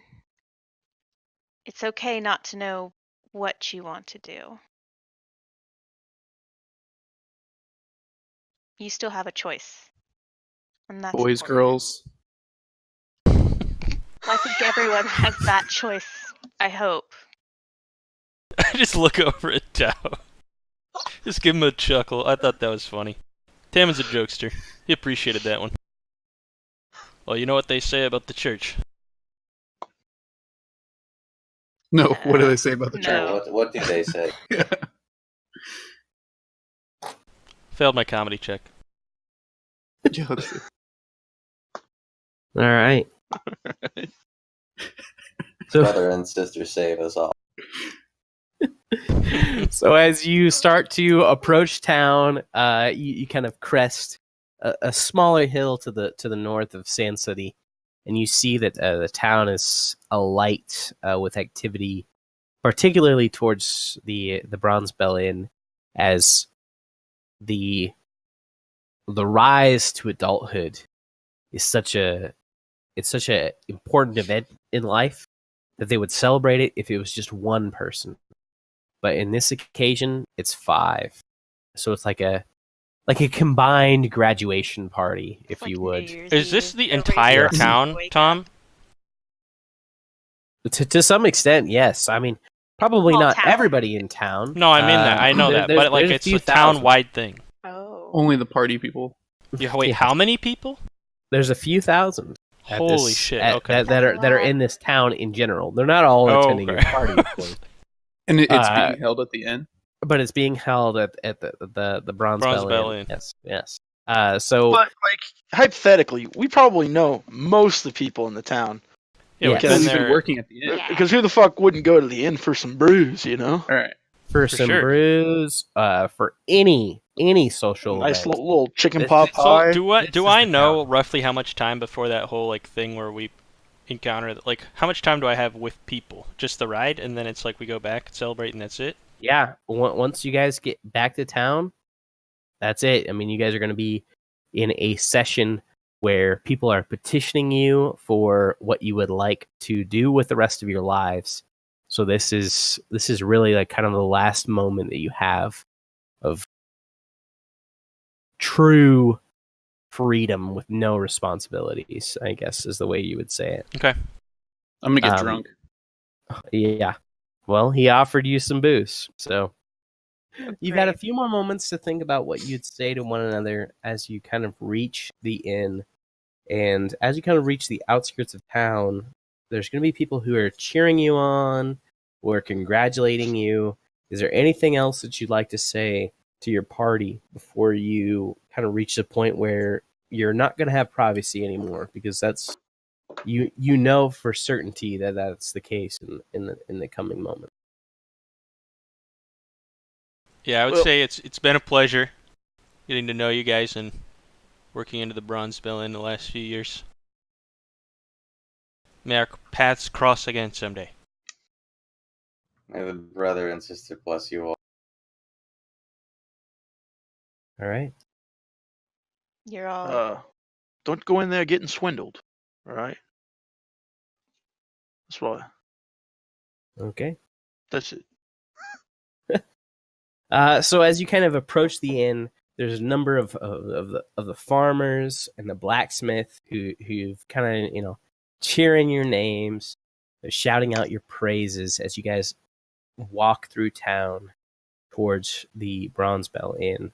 As you reach it and as you open the doors, there is a cacophony of cheers, people raising their mugs, their glasses, and praising you, and then just saying their name. Ah, the five! Oh yeah! God be blessed! Look at them, and they just raise up their glasses and take a drink. And servants, your compatriots at the inn, who have worked with you for the longest time. You see Anna, one of the working girls, and Casimir, one of the guys who've been a busboy with you. They're working double time to take care of this oversized lot, as you guys are not. Since we're Yeah. no longer working. You're not working to take care of this. So they're taking care of Are the these entirety people? of this. These two individuals what I think that. Are they older than us? Like, have they already gone through this? Are they going to go through what we're doing right now at some point potentially? Or So the man Casimir, he has since been through his first rites. He has done his ride, he's done his hearth, but he's found that serving under Jonathan is where he can best make money because he has no talents otherwise. Yikes. Like Tanner. Like Tam and so there's not really a lot for him, so he continues to serve. But the woman Anna is younger than you are and hasn't gone through these things. Has not raised enough money or saved enough money to purchase a horse, so she's still in a near servitude, I would say. So let me ask you a to question, Jonathan. Tom. How much money do I have after buying this horse? 0 Okay. gold coins. Nothing. All right. That's why you gotta work. No, that's fine. I was just curious. Are Yep. people bringing us drinks and stuff too? So as you guys enter, you see the tables are filled. Everybody who could be here, everybody who knows you, who you have served throughout your time in the Bronze Bell Inn, they're here. They're praising your name. They're drinking to you. They're toasting to you at their own tables. And when you guys are brought in, Jonathan's at the door, and he says, or he ushers you towards this stage where there is a half moon table where each of you can sit. And he kind of gestures or speaks to you before you guys take up to the stage. So which one of you would like to be the master of ceremonies? It's kind of a rite. It's kind of a ritual. Each person in their own, occasion gets to decide who speaks and who does not. But since there are 5 of you, we're going to have to pick one of you who makes that decision. Essentially, you'll get to say, all right, I've heard enough of you. Move on to the next, and so on. So which one of you wants that honor, I guess? And he kind of looks at you with kind of a scrunched nose face. Yeah, I back away just a little bit. I was going to say anybody but Tam. I'll do it. Yeah, have Haldir do it, or Keter, Cyril. Kirill. Kirill. Kill. Which one is it?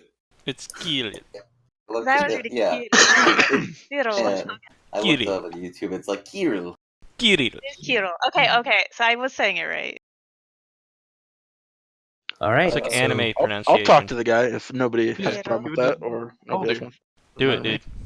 I will nod at Haldir. Push. You've I always tap him had forward. I give him silver tongue for give Haldir a nice little pat on the back as he walks up. Pushes him forward. I put my hand on Taman's shoulder, and I kind of lingers there weirdly, and I just kind of feel his shoulder. Perfect. I just look over at Misha like, what the fuck? I mean, you guys. I'm kind of a touchy guy. I'm gonna like raise 2 eyebrows as I watch this exchange, but I'm gonna nod in approval. Oh my god. No, it's not like that. It's like you. Yeah, Just, but we don't know that. You've been around me. I always kind of put my hands on people, and it's kind of awkward. Oh, we know. All right.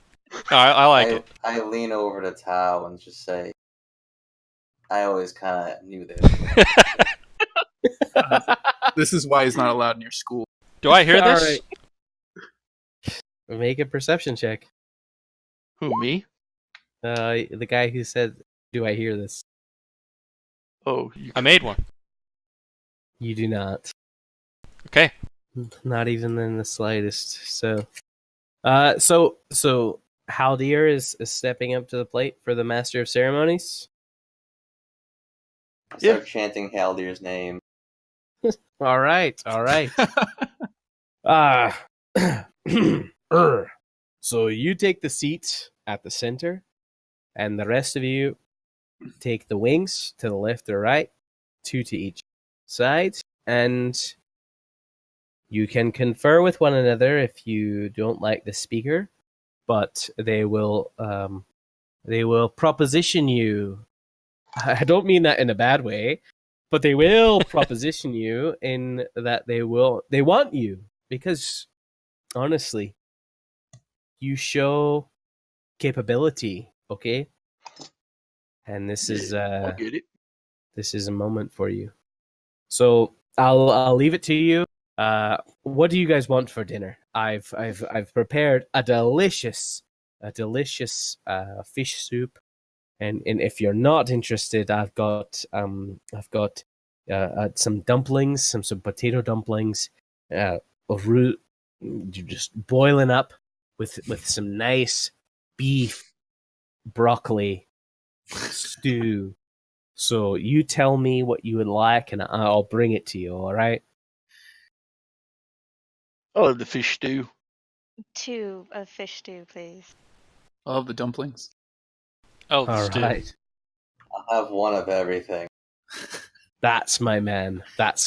I'll bring it to each of you, and it's a night of celebration. What would you like to drink? Some swill.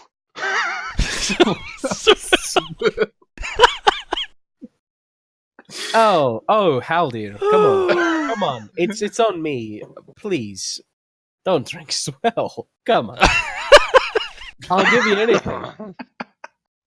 I fucking love you for that, dude. It's so funny. Nothing too Did I fucking stutter? I'll take some brandy. So, For once, Tammin has a good idea. I'll have some of that. I think we're all going brandy. Misha? No, milk, please. Help. Yikes. I'd like Absolutely. to be slightly I level-headed. look disappointed at Misha. We're only considering our future. It's an important decision. Absolutely. It's good to be level-headed in They this. left at Swill. Yes. Important yes, decision. yes. As she says it, I say, yeah, it is. Our important decision. At the very least, I will bring you these drinks as you request, and any more, anything that you desire, I will bring to you. This is your night. So please take your seats at the stage, and I will introduce the first of the crowd, and then they will introduce each other as they go along. All right, Again, then. I am very proud of you, and I really hope that you would make the right decisions. But the right decisions are for you to make. So I'll leave it all to you, and I will bring you your drinks. And he kind of walks away. This is Jonathan, just kind of half laughing, half crying, almost. like he's just Torn. proud of you. I kinda roll my He's eyes very a little bit. Yeah, yeah, it Oh, is Jonathan. definitely a moment where you guys are like, come on, man. It's like when your grandma's like, "Oh my God, you got an A!" No, Isn't like Jonathan like our adoptive father or some shit like? He is. Mhm. He absolutely is. Not actually, though. To whatever degree you deem Right. Yes. reasonable. To your own He's degree. our sugar daddy. Yikes. So food is brought to you. You guys have an opportunity to kind of fill yourselves and prepare for whatever comes next. The drinks are brought to you, and there's the clattering of mugs, and people are cheering you on as they encourage you to drink. Please drink. And they Definitely oblige. absolutely. I want How to try to much sneak do you some oblige? brandy into Misha's Very cup. enthusiastically so. Okay, so if you You're want You're to gonna pour Sleight of brandy hand. into milk. Yep. see if I don't notice. Yeah. I want to. make Let's a roll see. of sleight of hand, yes. You spill it on the fucking table. Misha, you see, so you guys are Misha and Tao. You guys are seated to the right of Haldir, who is the head of the table. And you see him very, very clearly pour some of his hard liquor into your mouth. What do you do?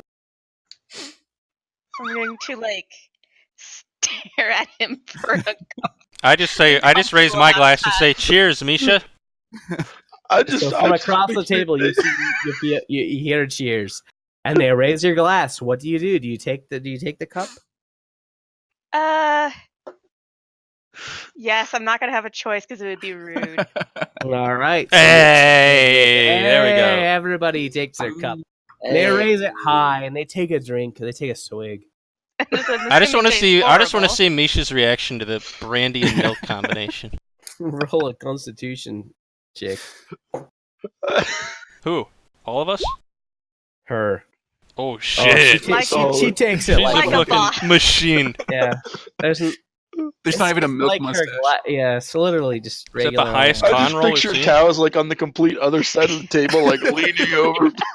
I want the entire time I'm drinking, literally the entire time, eye contact with him. Yes. Absolutely. Tao, why don't you roll a Constitution saving throw? As you've shared with them. Oh, you're Hmm? drinking par for par. You guys are going in on this. That's how you feel in it. Do you need me to roll one? 'Cause I said I was You're gonna on do the it. other side of the table. You succeed at the very least. Sick. So, the first man steps up, and you see Jonathan begin the introductions. And he steps up to a small raised dais that kind of conjoins with the platform where people talk where people perform at the Bronze Bell Inn, and he introduces. This is Alzan Nihem. He's from the Far Riders, and he will begin tonight's ceremony. Takes a kind of a deep breath. He will begin tonight's moment as we kind of look into the future of my sons and daughters. And he steps off the stage. And Alzan, he's an old man with graying hair. He's balding at the top. And his beard is cut short to some extent. It's very cropped. And he walks up. And he kind of petitions all of you. He's wearing this fine, dark leather armor. And he says to you, I know you've heard of the Far Riders. Excuse me. I know you've heard of the Far Riders. You know what we do. You know the honor that we carry. And there is honor in it. You don't know the life that we lead, protect and preserve the life that you all hold so dear. There is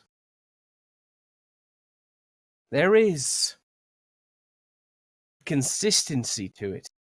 A life you will never know unless you join us. An honor. It is obvious. Yes. An honor in preservation. We are the people who hold the wilderness at bay. We hold all that would seek to disrupt civilization in the greatest extent at bay.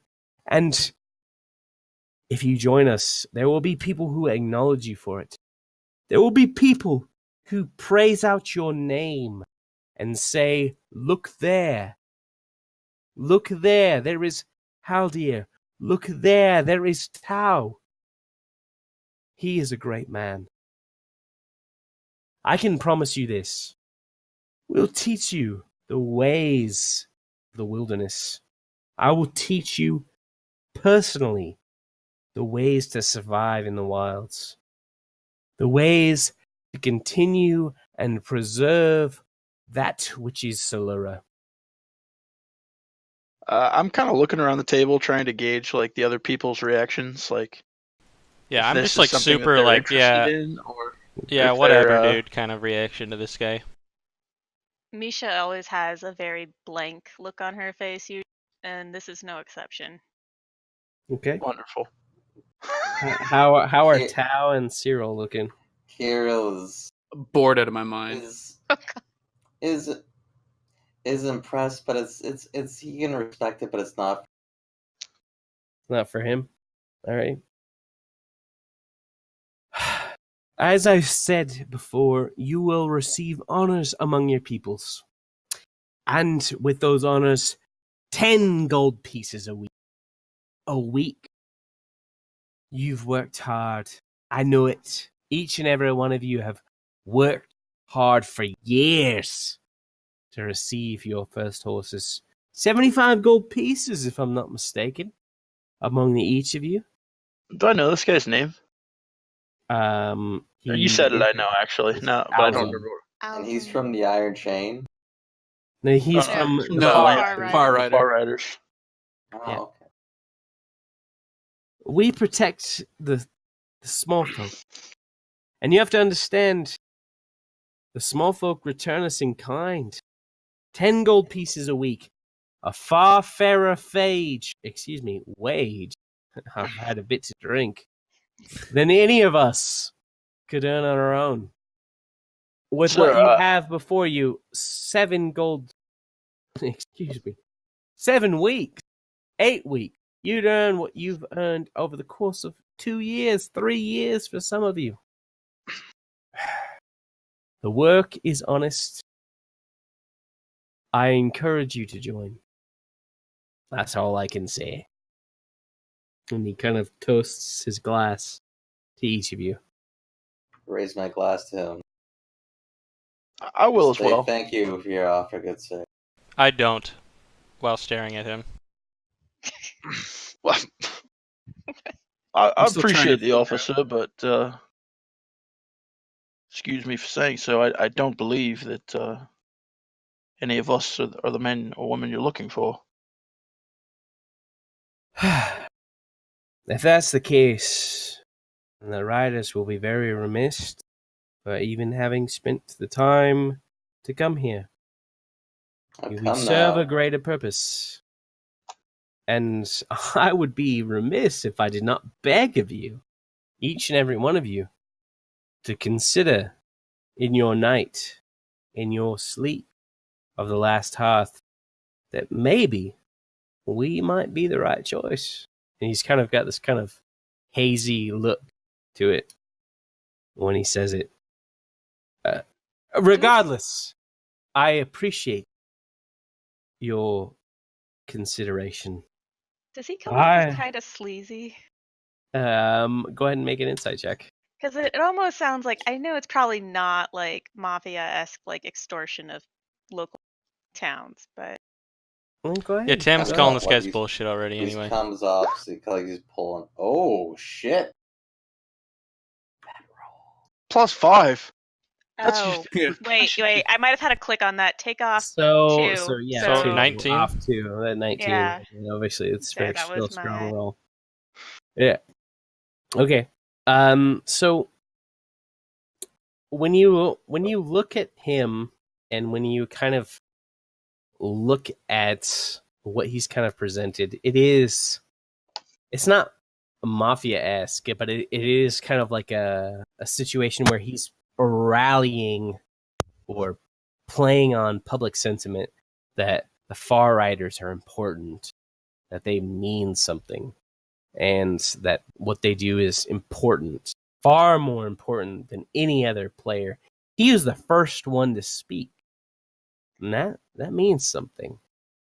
But whether or not the realities of the dangers that he presents are real, you're not too sure. I'm gonna like look at Tammin, who hasn't raised his glass, like keep mine low, and then just do like not a full head shake, but like one slight turn of the head. All right. I'm not gonna react. With all due respect, sir, I think that the conviction required for such a post, if I'm not sure right I love now, then Aldir. how can I hold myself to that standard? I'm sorry, we're just not the right people. Honestly, it's not gold I seek. I seek to serve God, our gods. My lords, I understand. You may have reservations. And he does slur. Yeah, okay, He does slur. I love that. Yeah, he does slur. I trust in Van Rother. This is a life of freedom. This is a life that you hold no fealty to any lord. And 10 gold pieces a week is a mighty sum. He raises his glass. But I respect your decision. If you wish to join the Far Riders, I will be here at the table drinking. Yeah, before he even Praise finishes be that, I to get the up and try to Lord. get another drink. Yeah. Grab me Eh, one. If you motion, they will give All you right. a drink. All right, Yes. I noticed that Tal says that I switched the 1 to a 2, the 2 finger at the barkeep. I'm kind Half of mine sitting there Misha's cup. with, I got my hand like kind of on my chin a little bit, but my index finger's kind of like just going in a circle. Like, Oh yeah, the contemplating. Yeah. No, it's like my finger's like wiggling in a circle. It's kind of like Oh, I know what you mean. a subliminal, like, yeah, okay. let's wrap this up here, buddy. The wrap it up. All right. he kind of steps into this and says, all right. I appreciate all that you've given as far as time goes to the Far Riders, and I give the rest of my time to the compatriots, to my compatriots. That is the Lancers of Yankos. And he claps his hands, and some of the party that is among the inn claps their hands as well. And he says, Depento, Alice, the recruiter from Yankost. And he kind of stumbles off the platform as he lets Depento speak up.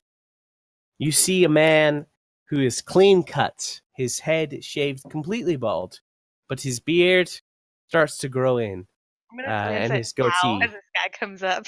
Yeah, man. What did you say? I'm glancing this over at guy's all Tao. you. Because he's got a because he's bald. I love it. I I love shaved it. my head. I just didn't hear what he said. That's fucking funny. You're kind of folk. You see just a very muscular man he's wearing a cloth tunic, and he's wearing the colors of Yankos. That's the very dark. I shouldn't say dark. A nice deep blue with a red trim, and he steps up to the platform with elegance and with meaning. Little Spider-Man tabard. Little Oh, Spider-Man tabard. He is a well-to-do by all means and by all reality. He steps up and raises his cup to you. He says, "All hail the triumphant lords," I swig my drink. and as does he. Yeah, I mean, I'll take a little sip, but I'm kind of pacing myself because I'm I'm seeing not. how this whole affair is Get I on gotcha. with it. shaking out, and it's Yeah. like okay, it's gonna be the It's gonna same take thing forever. every time a little bit. So I don't want to Right. just be blasted. Yeah, I'm taking trying my to get next sip, blasted. but my next Same. drink won't be a brandy. Okay. The Lancers, my lords, we seek your assistance. Never before have I been given the opportunity to speak before such a large group, but in truth, I am blessed. Before us lies an unprecedented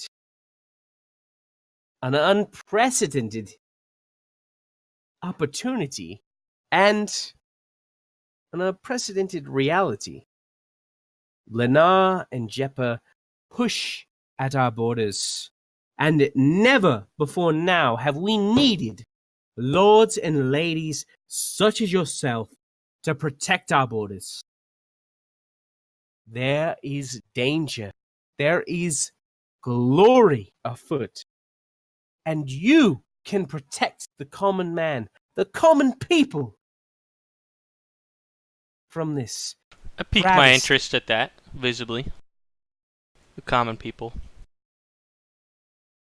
Lenar pushes their precedent. They push their presiding power over all of Eastern Solura. They say that the lands that we've claimed are theirs, and it causes strife, it causes conflict, especially among your people, the people of Yankost. We are the Lancers. We are the cavalry. We are those who ride against the darkness. We protect the common people from The shield all that the protects the brigands, all the brigands, and all the foul cretins, as well as the foreign invaders. I hope you understand the importance of our cause. But before you begin to consider that, understand that we offer an unprecedented opportunity to each of you. Warring is a young man's game. We all know that. Looking upon each of you, You must understand that after a few years of fighting on the front lines, you must grow weary. But we provide the opportunity to train, to learn the trades that help each and every individual become independent in Solura. You could become a tailor, a blacksmith, a scribe, anything that you desire. We have the trainers to do so. So long as you serve your portion on the front lines and protect the citizens of Solura. If you have any questions or desires, I would be happy to answer them. But before that, I must consider, and you must consider, the wage, the fruits of your labor.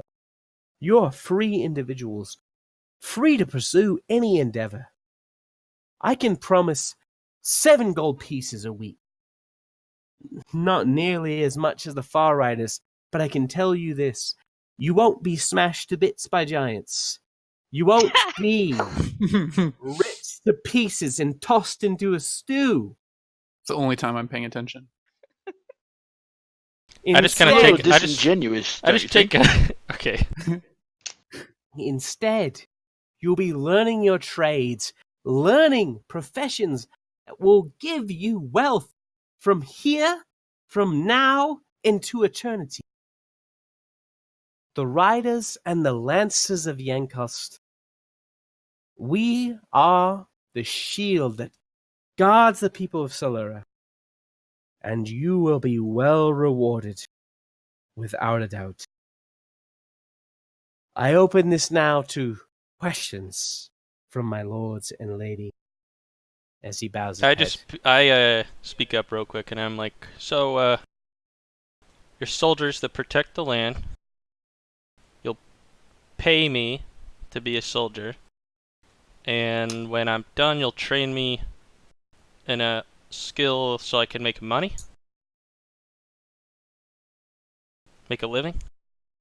To an extent, my sir, you will learn your trade and your skill as you establish yourself as a soldier in Solura.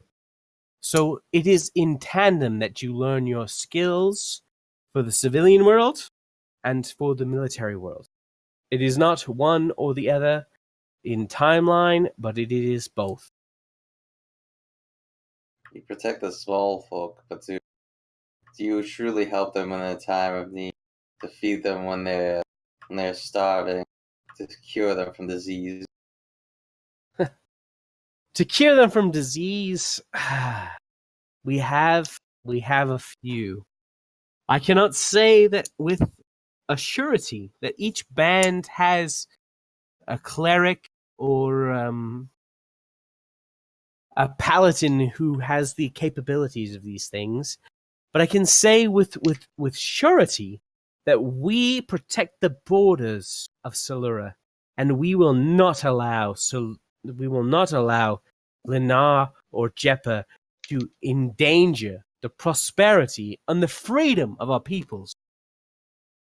We hold back the tide. That is our goal, and that is our duty. That is what I can assure you. In these border skirmishes, the gray area, it sounds like, of our land, who decides? Yes. I understand. I guess to a point, the borders are in dispute. This land is new. But we protect what the council decides. What the mayor of Orgunda, the mayor of Sumere, the mayor of Nipoa, of Unim, they call to us to protect the borders. And for now, Jinmir. Jinmir is the border to Lena, and the forest of the Blackwood is our border to Jeppa. That is our border. And that is the realm that we protect. It seems a little bit contested based on your words. That Jepper says and Lanier says that we've taken their land. Maybe. I'm not sure about that necessarily, but do not any of these council members meet with dignitaries from these other lands? Of course, of course. Our high leaders, Or do they the just draw mayors, lines? they do meet. They do. They do meet with the dignitaries. He kind of nods his head as he takes another drink. He's not prepared for these questions, as far as you can tell. He says, yes. I can say with full honesty that the lines that Solura draws, we protect. We are not among those who make those decisions. If you want to make politics, if you think that lines can be drawn elsewhere, I think that you should try to be elected. But if you truly believe in the prosperity of our people, I believe the Council of Five has their best interests in mind, and they do a wonderful job of defining our borders. And we protect those from brigands or otherwise. And he raises his glass to each of you. I'm gonna keep my glass on the table and just look at him. I just down my glass. I raise my glass and say, After I'm done, I just go. I take a sip, I raise my glass and say, to the Lancers of Yankost, and take a sip. He raises with you. Do I have permission, my lord, to dismiss myself and bring on the next contestant? You do. Enjoy yourself, friends. Thank you for coming. Also, I'm taking a small drink whenever these people raise their glass, just like out of respect. Like, you know, I'm not trying to slight anybody. Yeah. Then I'm actively defer trying my to time. slight everybody. I motion to Jonathan, tell him that my next drink should be just grape juice. Grape juice. Okay. Make it. I'm gonna like tell them milk with brandy for him, obvious. Nice. He raises his glass in finality and says, I appreciate all the time that you've given me, and if you desire to join my ranks or join the ranks of your brethren who protect the borders, I will be here. Before you, he gestures to his right, is Naya Shal from the chain of Neapoa.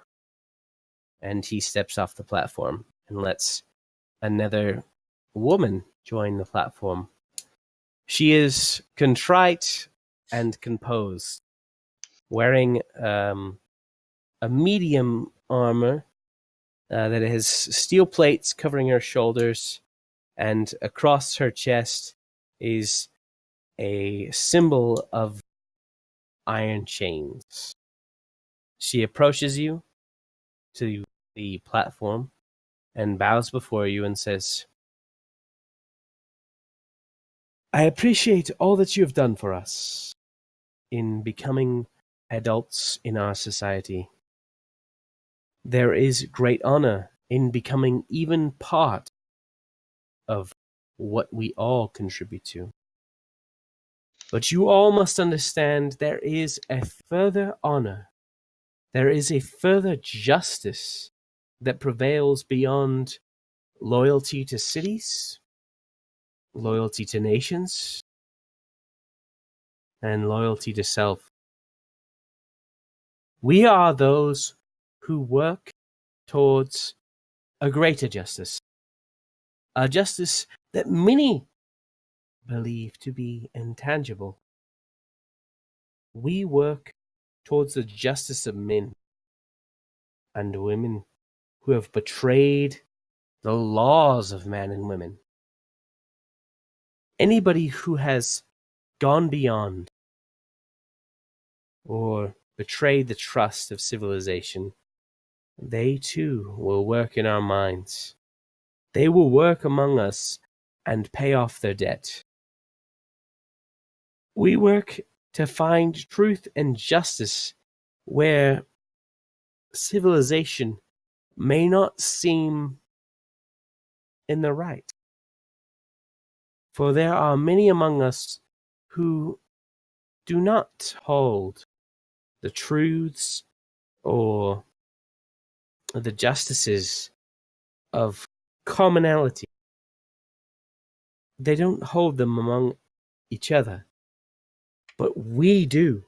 We seek a common ground, from the lowest of the low to the highest, the most privileged.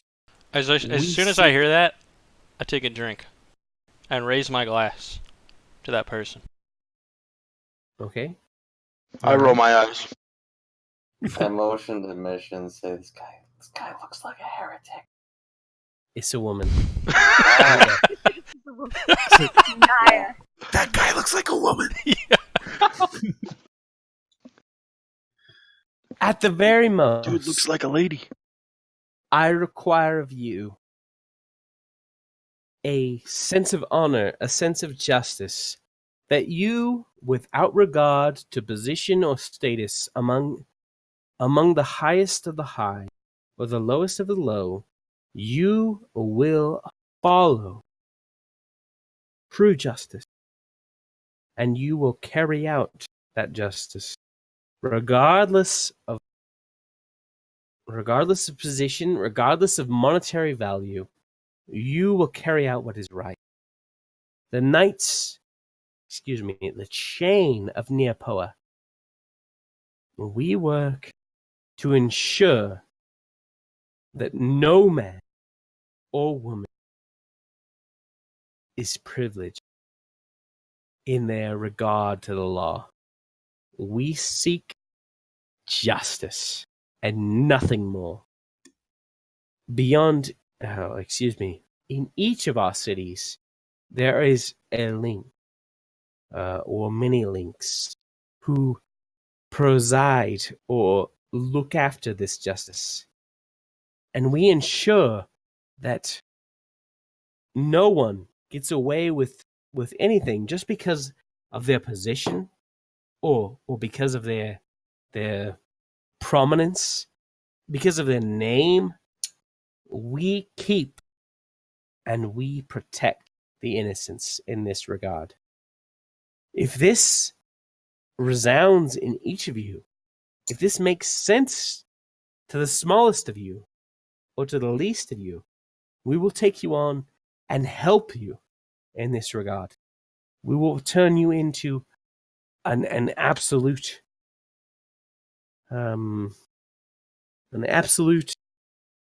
avatar of this regard. All right, I stand up and I Okay. hold my glass. I said, "I will I also absolutely stand join you."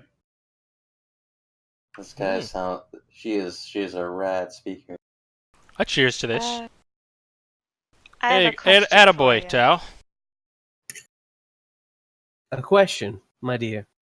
What is it? You speak of justice, but is not justice and mercy diametrically opposed?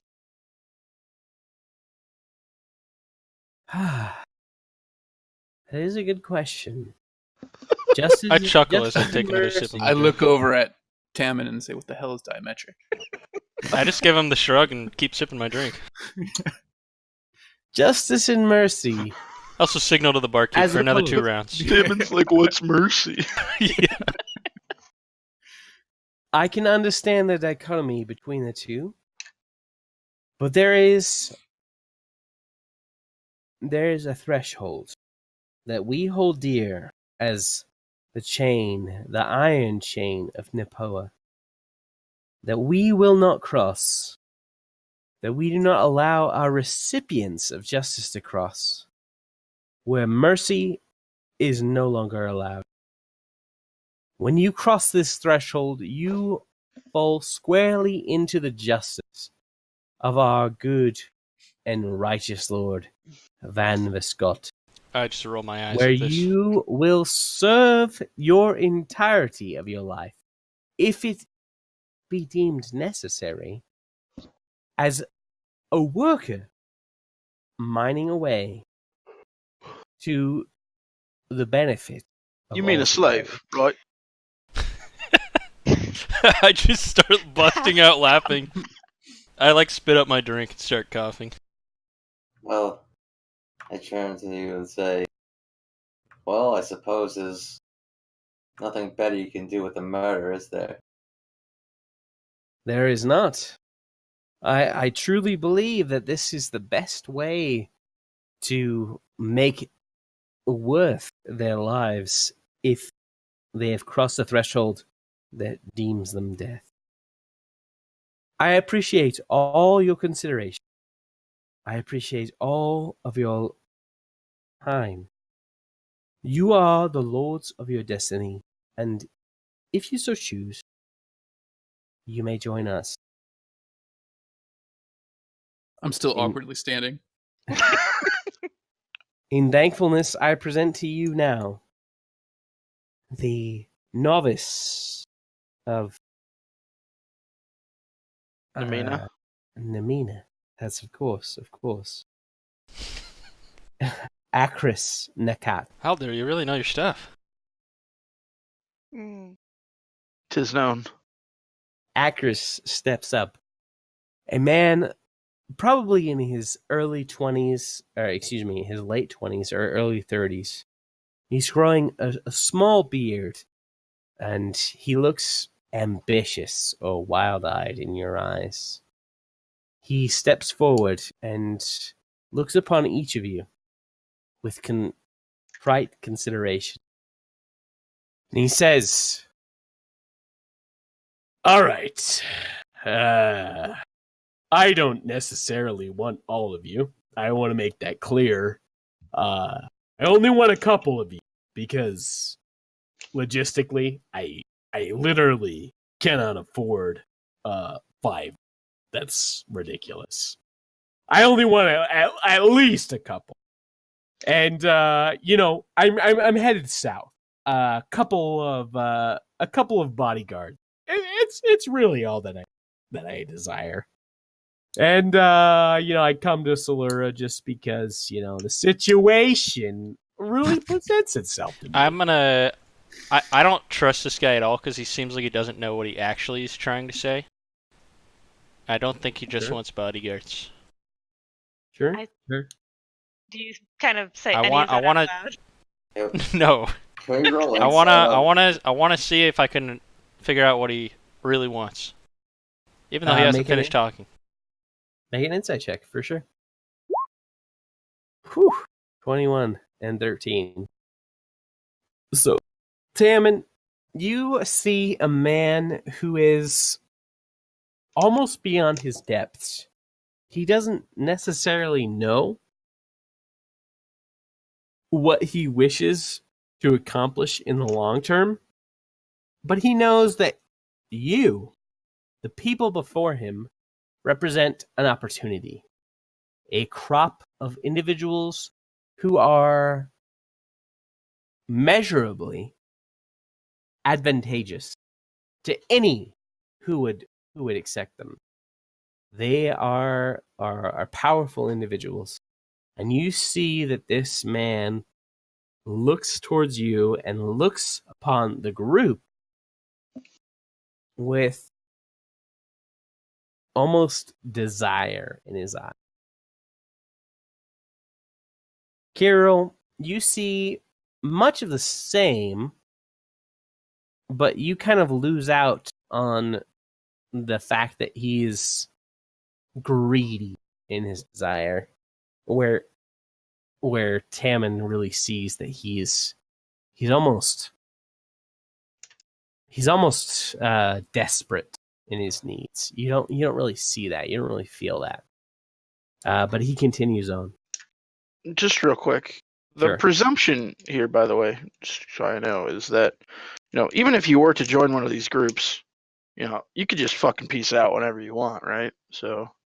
Correct. You do Okay. not have to continue on with any of these individuals, they pay you a weekly wage, which is obviously the kind of the allure of it. But they also provide other benefits. But you could potentially, skip around a little bit if you felt so inclined. Absolutely. This isn't like System Shock 2 where you're walking the thing and you're there for a year. Yes. So my intention, good lords, is to head south. There is a town called Skull. I know for with great certainty that you have not heard of it, but it is the center, the heart of all good magical study in this new world, Abathashon. And I think that I would be remiss if I did not go and spend my time and study under these wizards. Now, it is a long journey, and we will cross terrain that is dangerous, that is, how you would say, Perilous. perilous, absolutely. But I simply must, for the good of Solura, for the good of my own sake, we simply must move and take action into the world. And I know that you, as he points to just random individuals, you must understand there is much more to the world than what you realize, than what is directly before you. And I offer an opportunity, a paid opportunity, as I might add, waving his finger, of about 5 gold pieces a week, and I will pay your board. I will pay for your food in any inn that we stop in. Your fares will be taken care of. All your money you can put towards savings. 5 gold pieces a week. You do that for a few years. You understand how much wealth you will have. You could buy yourselves a goodly portion of land. You understand? I am looking for simply somebody to guard my back. Somebody who can protect me as I move into uncharted territories and to territories where I may not necessarily know everybody. And you'll benefit because I will share my knowledge with you, and I will share my wealth with you. And, of course, at any inn or at any representation, you will be part of my party. And what I pay for, you will thusly receive. So, with all this in mind, are there any questions? Our first destination is Skull. That's about 200 to 300 miles south of here, and we cross through a number of territories. But I can tell you this: it will be a safe crossing. No, none of this being ripped to pieces by giants, like the far righters say. And you know, when no wars, none of this nonsense where you're protecting the humanity. All that is garbage, right? We seek knowledge, these novices of Namina, and I seek to bring you aboard. What do you say? Is anybody here interested in that? Please, tell me that this is so. Please tell me that I have not wasted my time. I just straight up tell him he wasted his time. Giants sound better than this. Okay. Anybody else? I thank you for your offer, Potentially. sir. You're so nice. We consider everyone by the end of the night. Thank you for your time. All right. May May you I'm enjoy contemplating. the hospitality and friendship we all have.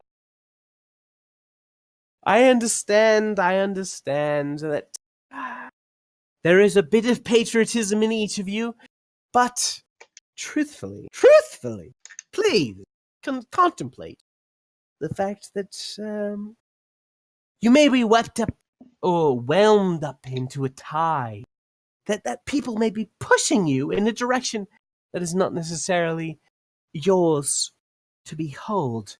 Do you understand? Do you understand? And as he continues to speak, another administrator speaks up and says, all right, enough of that. They get it. Please, come on. Let's continue with the show. And a very, I would say, intriguing looking, not necessarily handsome. He's kind of got almost a half cut beard. He's very trimmed, but at the same sense, there's no mustache to behold. There's no chin. It's just these nice Some It's big nice. old mutton chops. mutton chops before Nice, I dude. don't think you could say nicely trimmed and mutton chop in the same Yeah. sentence. him. He would say that. He would The absolutely nicely trimmed, 100% say most that. nicely trimmed mutton chop you've Oh. ever seen. Sophisticated mullet. And he comes up before you and he says, all right. My name is Alexander Gannertit. I know it's a silly name. I know. Don't. Come on. My wife, Scarlet. Come on. Come to the stage. And you see this beautiful woman whom really a lot of her peel comes through her hair. She's very, very well oiled and anointed. She looks like she's put a lot of effort into her looks, but she's kind of scrawny. She's small, maybe 5 foot at tops. But she comes before you and at the sight of her husband, and she speaks to you and says, I appreciate all the time that you've given me, my young lords and lady. I am part of the, well, I suppose they would call us the unsworn, but my name is Scarlet Allura, and we seek fame, we seek fortune, and at the end of the day, fame and fortune, well, Did they you say the attract untamed or attention. the unsworn? The untamed. Unsworn. Unsworn. You said Excuse me. Wait, which No, one? you're correct. Unsworn. Okay. Okay, thanks. We seek an opportunity to spread our great story and our great music to the far edges of the Empire, to the far edges of Bathashon. And so far, I have only had the pleasure of doing so in Silura. I seek to spread south, to Jeppa, to Bandor, to Dothrama, anything, to the high heavens. My name should be spoken upon by the smallest of infants. I seek fame and glory, and to do that, I need a fair bit of protection. You understand? At least a couple of you. We need that extra arm to ensure that prices be paid and agreements be honored. And I'm sure you would understand, there is a group, there is, well, I suppose, a whole individualism that would shortcut us, that would say that our worth is much less than how I value it. And you're there to protect me from it. in many ways, I culminate rivals. I culminate people who are jealous of my success, and you would be there to protect me. I'd cut you a portion of all that we gain, something to the tune of 12 gold pieces a month. And truthfully, you would have the opportunity to raise yourself up, to present yourself before the common people, to make a name for yourself. Oh, as we prepare ourselves for the primary show, the main stage, as it were. Well, So, it probably wouldn't be too hard to protect someone with their head so far up their ass. I say I that. raise my glass oh, to Mr. Haldir. my lords, I understand. You're You such assholes. think, you presume that we're pompous. But you have to understand that the common people, the common folk, enjoy such things. They enjoy the stage. They enjoy the frivolousness of what we provide. An opportunity to look away from their bleak, honestly, their bleak outcome. If you have no true desire, I understand we will look for others elsewhere. But if you have any desire to come before us, we will be here until the end of the night, and you can come before us as an opportunity to expand your horizons.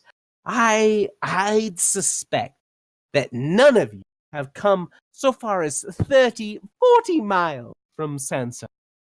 I will take you hundreds of miles from your home, where you can experience life to the fullest. Do you understand what opportunity I provide to you? Please consider it. And if you shan't, I will respect that to an extent, but I'd say that you're a bit cowardice in your regard. Is there any questions? I'm sure you are fine performers. We are the finest performers, miss. The finest. I assure These you. are the performers? I'm so confused. These are like a bar. They're like a musical troupe, basically. They just he's just looking for protection for their. I think you said the wrong name. The Unsworn, which are performers that Yeah. travel around. No, the Untamed are the performer. We had Unsworn, but this is Tom definitely coming said off as a performing Unsworn, troupe. and then he said Yeah. Untamed, and then he Is said it Untamed? Unsworn was the right one. I think this is the Untamed. I think this is the Untamed. Okay, so either way, I'm. Guys, I thought these were completely different people. Yeah. Oh, okay. I was gonna be like. I was calling thank them you. heretics for nothing. Wait, are they the same group? No. No. They Tom, is this correct? I would say that these people belong to. Let me take a quick Quick peek at Oh, your yeah. DM notes. I'll- Looking right now. Check I'll the tapes. glance at everyone and just say. I would Lucy say is that the these people most belong honest. to the Untamed. Yes. Yes. Okay.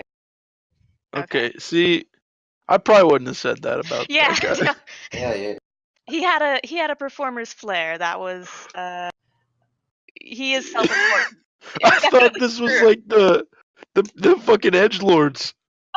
They're not. Well, I'm. while performing is not my They cup of kind of tea, are. I would certainly love to see one of your shows with my And- newly And you shall. accidental British accent. It comes to all of us, each and every one of us, a performer. There is a heart to each and every one of us that we must find. And I would be happy to help you find that goal, that flair upon each and every one of you. But I must say, it is in each and every one of you to decide your true fates. That is the Soluran way.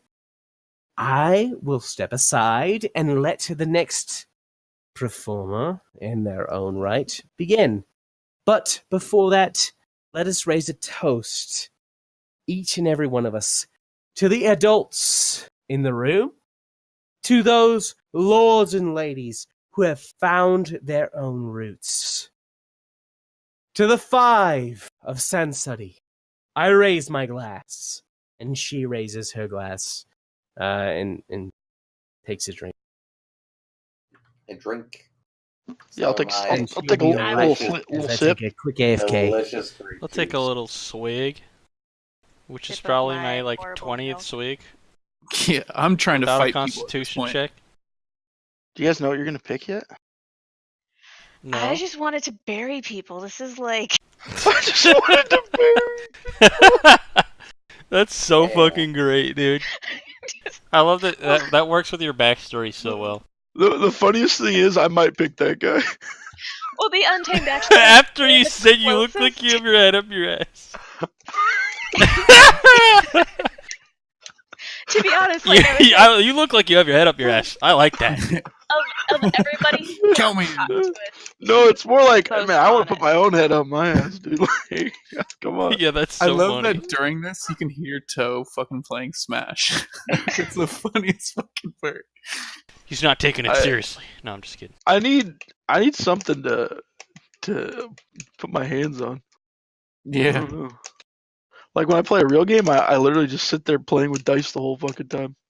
Well, that's what your dick is for. I don't know if that would work at the table though. Hmm. At least not in most circles. Hmm. So what? Like literally one person is picked already. It's just Tao. Yeah. Because they're fucking idiots. Detention picked which people? he picked Unchained. I already have a plan. The- It's up to the these chain guys to convince me to change my mind. I mean, I kind of Yeah, like the Iron Chain of Napoa. I'm interested, but I'm not sold. I'm sold. I'm waiting for somebody a little more individualistic, which might be those people.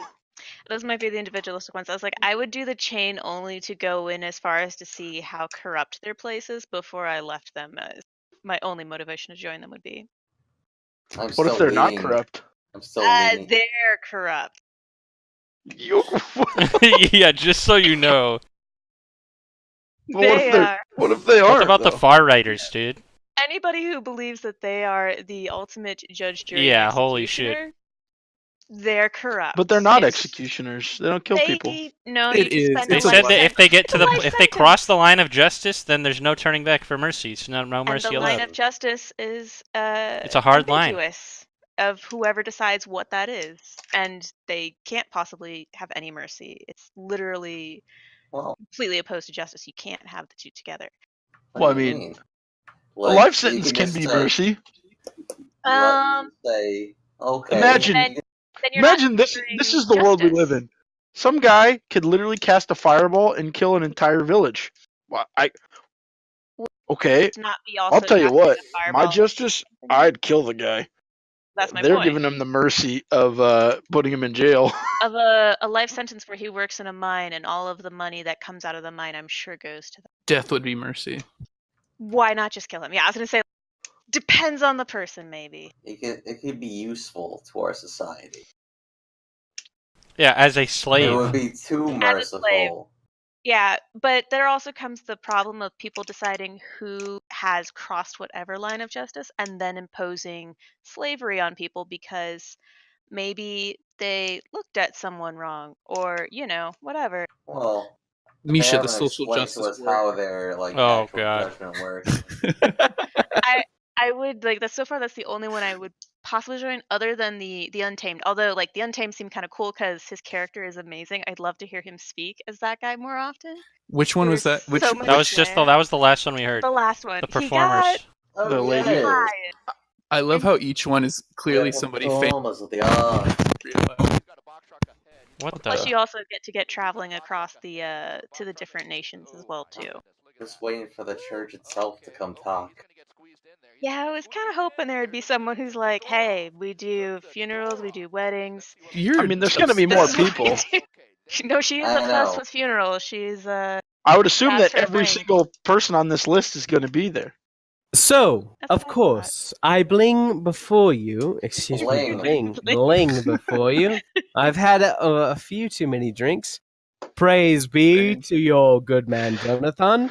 He is a wonderful host. In any case, Namek, of the novices of Nemea. Of He Piccolo is the Associate. next Shut Hold on. speaker. What was his name? Yes. Namek? You. Namek.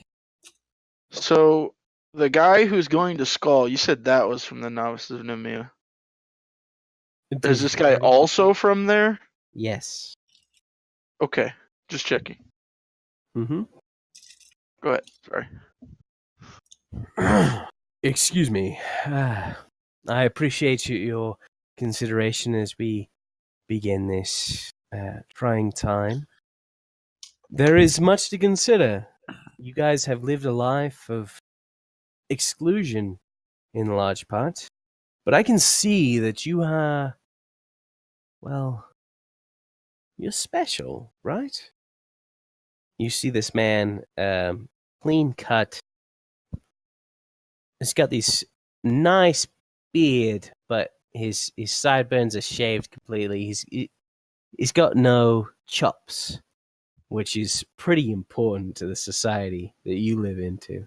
That they have chops. That they have chops. Are That you means not a man if you're you a don't man. have chops? Yeah, exactly. There's Oh my God. Well, there's I'm a certain man. I don't I have have no chops. chops. I don't have chops I've- either. I have no hair. You're Does young. Kitty You're have young. chops? Does this guy's beard look like mine?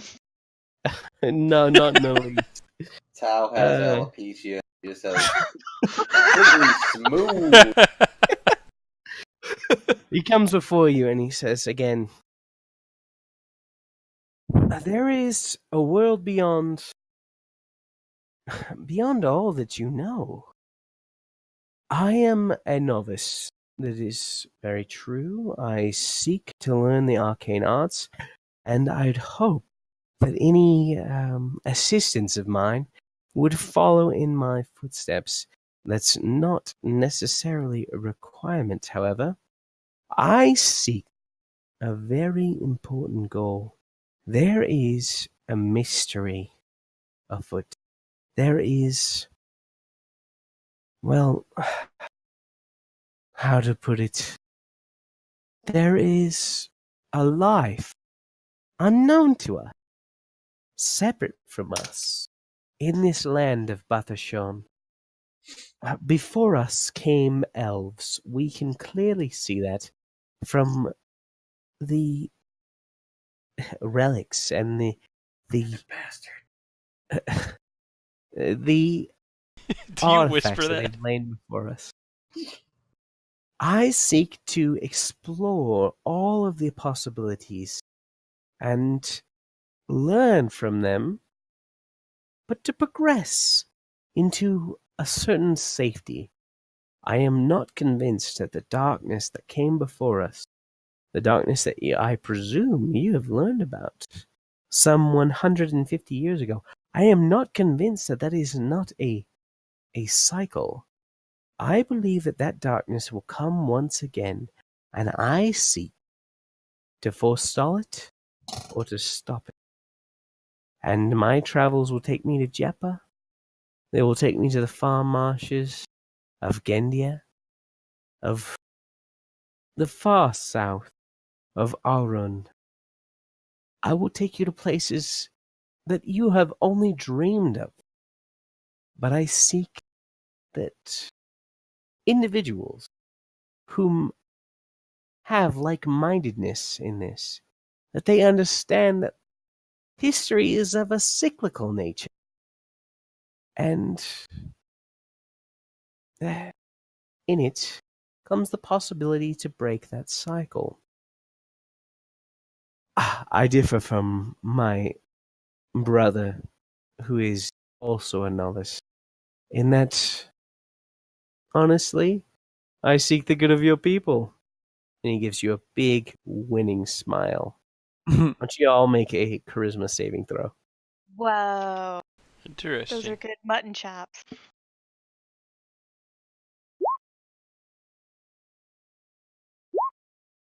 Jesus.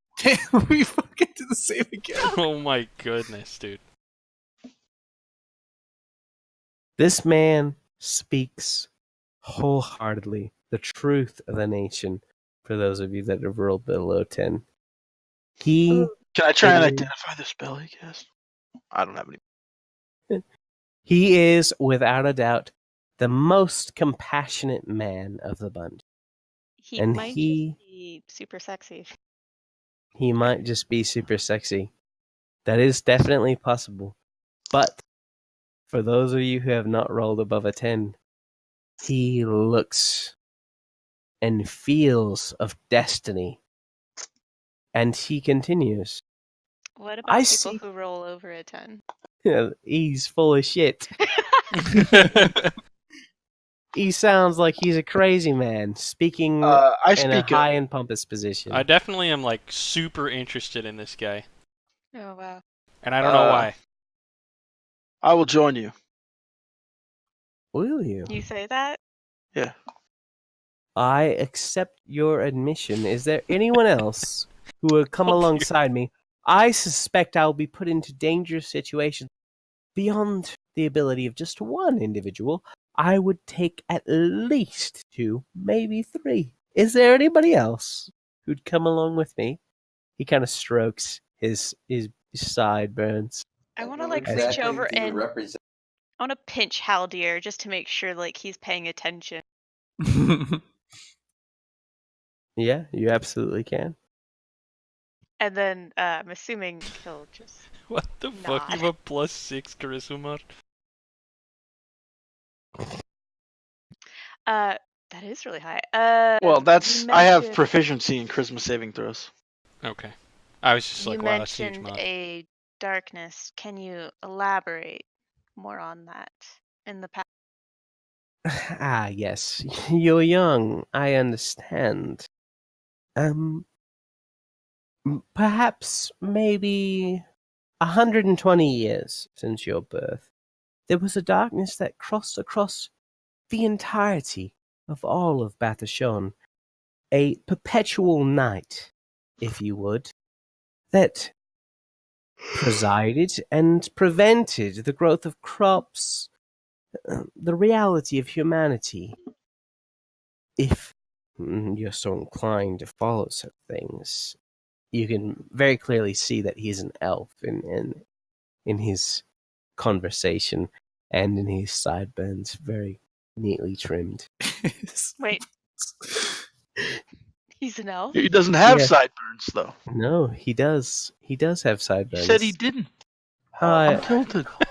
You're tilted. No, You can be tilted all you like. Cyber. You already agreed Yes, to of follow course. him. They're part so of I his mean- charm. They're part of his charm. Absolutely. No, I'm gonna follow him whether he has sideburns or not. I was just saying. Oh I no. don't know. Oh no. Regardless, I feel like I have to follow understand. this guy. He charmed me. There is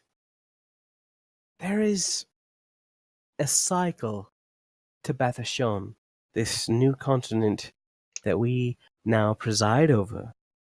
And your ancestors have conquered or surpassed one episode of this cycle, but I believe that there is another cycle to come within years, maybe 10, maybe 30, maybe 40, maybe possibly 50. There is a cycle of darkness, and in this darkness, some ancient, resolute laws come to pass. The people who presided here before us, they set into motion a cleansing of sorts. And what I seek is to understand these cleansings, understand the nature and the reality of what they have put before us. And perhaps, he raises his fingers in opposite directions, perhaps to stop them or to reverse them so that they may work in our favor. You understand, this is extraordinarily important. Can you imagine? I know that. But if you would imagine another darkness, imagine years where crops do not grow. Can you think of it? When life, it's very self. No food, no water. What will become of us? This guy's an elf, right? You said? Yes. Did you We'll live through the become- darkness? I have lived through one darkness. You're correct. I'm gonna like smash my milk on the table and stand up and look at him. You What lived the- through the earth Whoa. dying and everything turning to rot and maggots crawling across the ground. You lived through As that. did your ancestors. Not in such a way that you described, though. I understand that there was a hazy light that kind of presided over the dark years. No crops could grow, but the world didn't die in earnest. To some extent, I should suppose to say. There were a lot of deaths. Thinking about it now, whew. You bring back bad memories, I will say the very least. Again, I seek. Go ahead. Can I insight roll this guy to see, like, because he says he's lived through this and, like, seen it, and I don't believe him. Sure, go ahead. I believe everything this guy says. Yeah, seriously. Ooh. Oh. All right. I will send you a message later about him. But for the most part, what you understand is that he did indeed live through those times. And he knows about what had happened in those times. Perhaps more than what your history has taught you. Perhaps. You don't know. Because he may be lying. But he seems trustworthy, to say the very least. So, as I was saying, I believe that a couple of you, or a few of you, would be a relative, relevant, that's the word, to my studies. I need protection as I cross the whole and entirety of Bathashon. Without flag, I might add. You'd be in the freedom of me, Namek, and I would treat you to the finest inns, take you to the most, what's the word? Lavish, that's the word, palaces, and you would get to live a life of adventure. All if you just protect myself and carry my things. You can see how that would be beneficial to you. Yes, of course. And what relations do you have to this coming darkness? Oh, none at all. None at all. I do not know anything about the coming darkness except that I lived through it. And that I saw that some cities survived it. Yes. I know that Jeppa, in particular, Jelrin, their city survived through this dark orb that raised up in the center of town, and it provided, some semblance of light, that life could continue in it. And I know for good certainty that this happened in a number of other cities. And the trick of it is, it's odd, because these cities, the people who founded them, they must have known that this was a capability of them. So I am entitled, in some part, to this secret. And I want you, each and every one of you, well, not every one of you, at least a couple, I'm sorry, I can't afford to pay all of you. You know, it's just too much. But a couple of you, at the very least, should know and participate in the learning of what happened. I am a simple. What's this I am guy's a name again? simple man. Namek. Namek. Namek. Okay. I am a simple elf, and I know I've been through a lot. I've seen a few things. I am in my 400th year as of, well, August. So if you want to celebrate my birthday, you certainly can. I just think that it would be wonderful if I could bring a couple of you on to help me through these trying times and protect me. You know, as it goes. You know. I already said I'd go Regardless. with you. You already said you'd go with me. That is phenomenal. Is there another? Is there another that would come with me? I'm not going to stick around. I'm not going to. I've got things to do.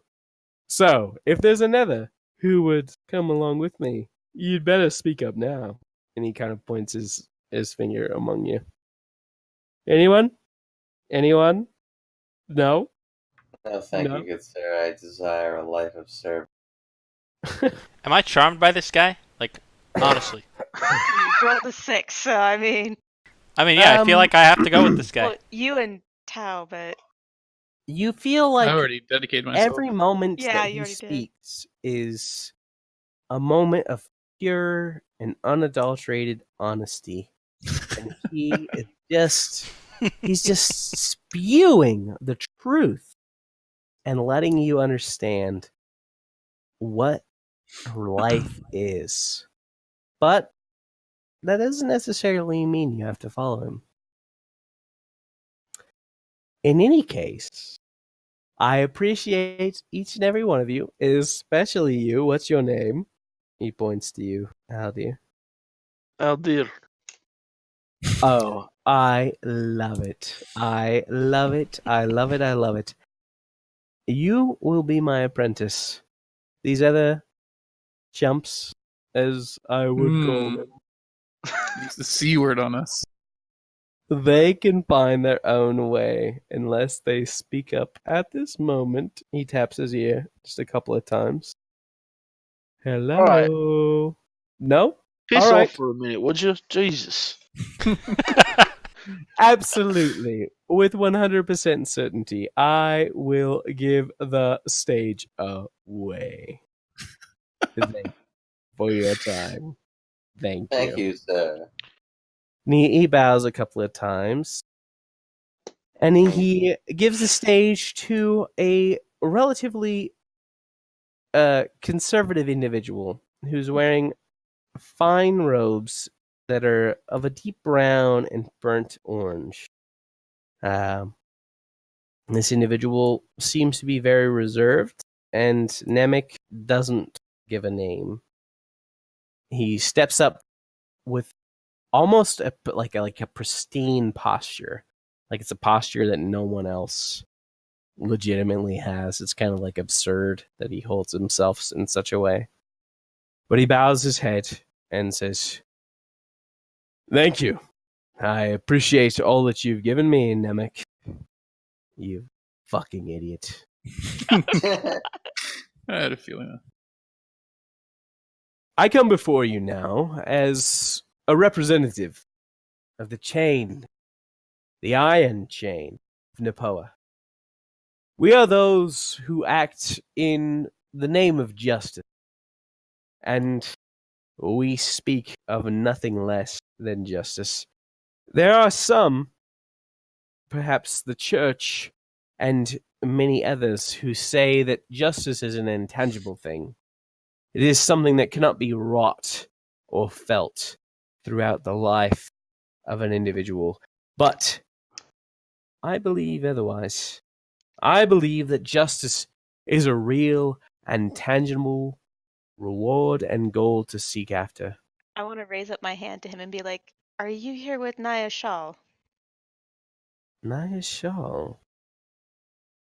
Also No. of the chain of Napoa." Yeah. No, I seek and recruit on the half of perhaps, well, not a different justice, but I suppose an alternative justice? He kind of raises his eyebrows. I'm I'm confused. Well, be straight about it. I'm so I- confused. We already talked to Getting the chain. strong heretical vibes. Are you? I mean, are you gonna? Do you execute him, or what do you do?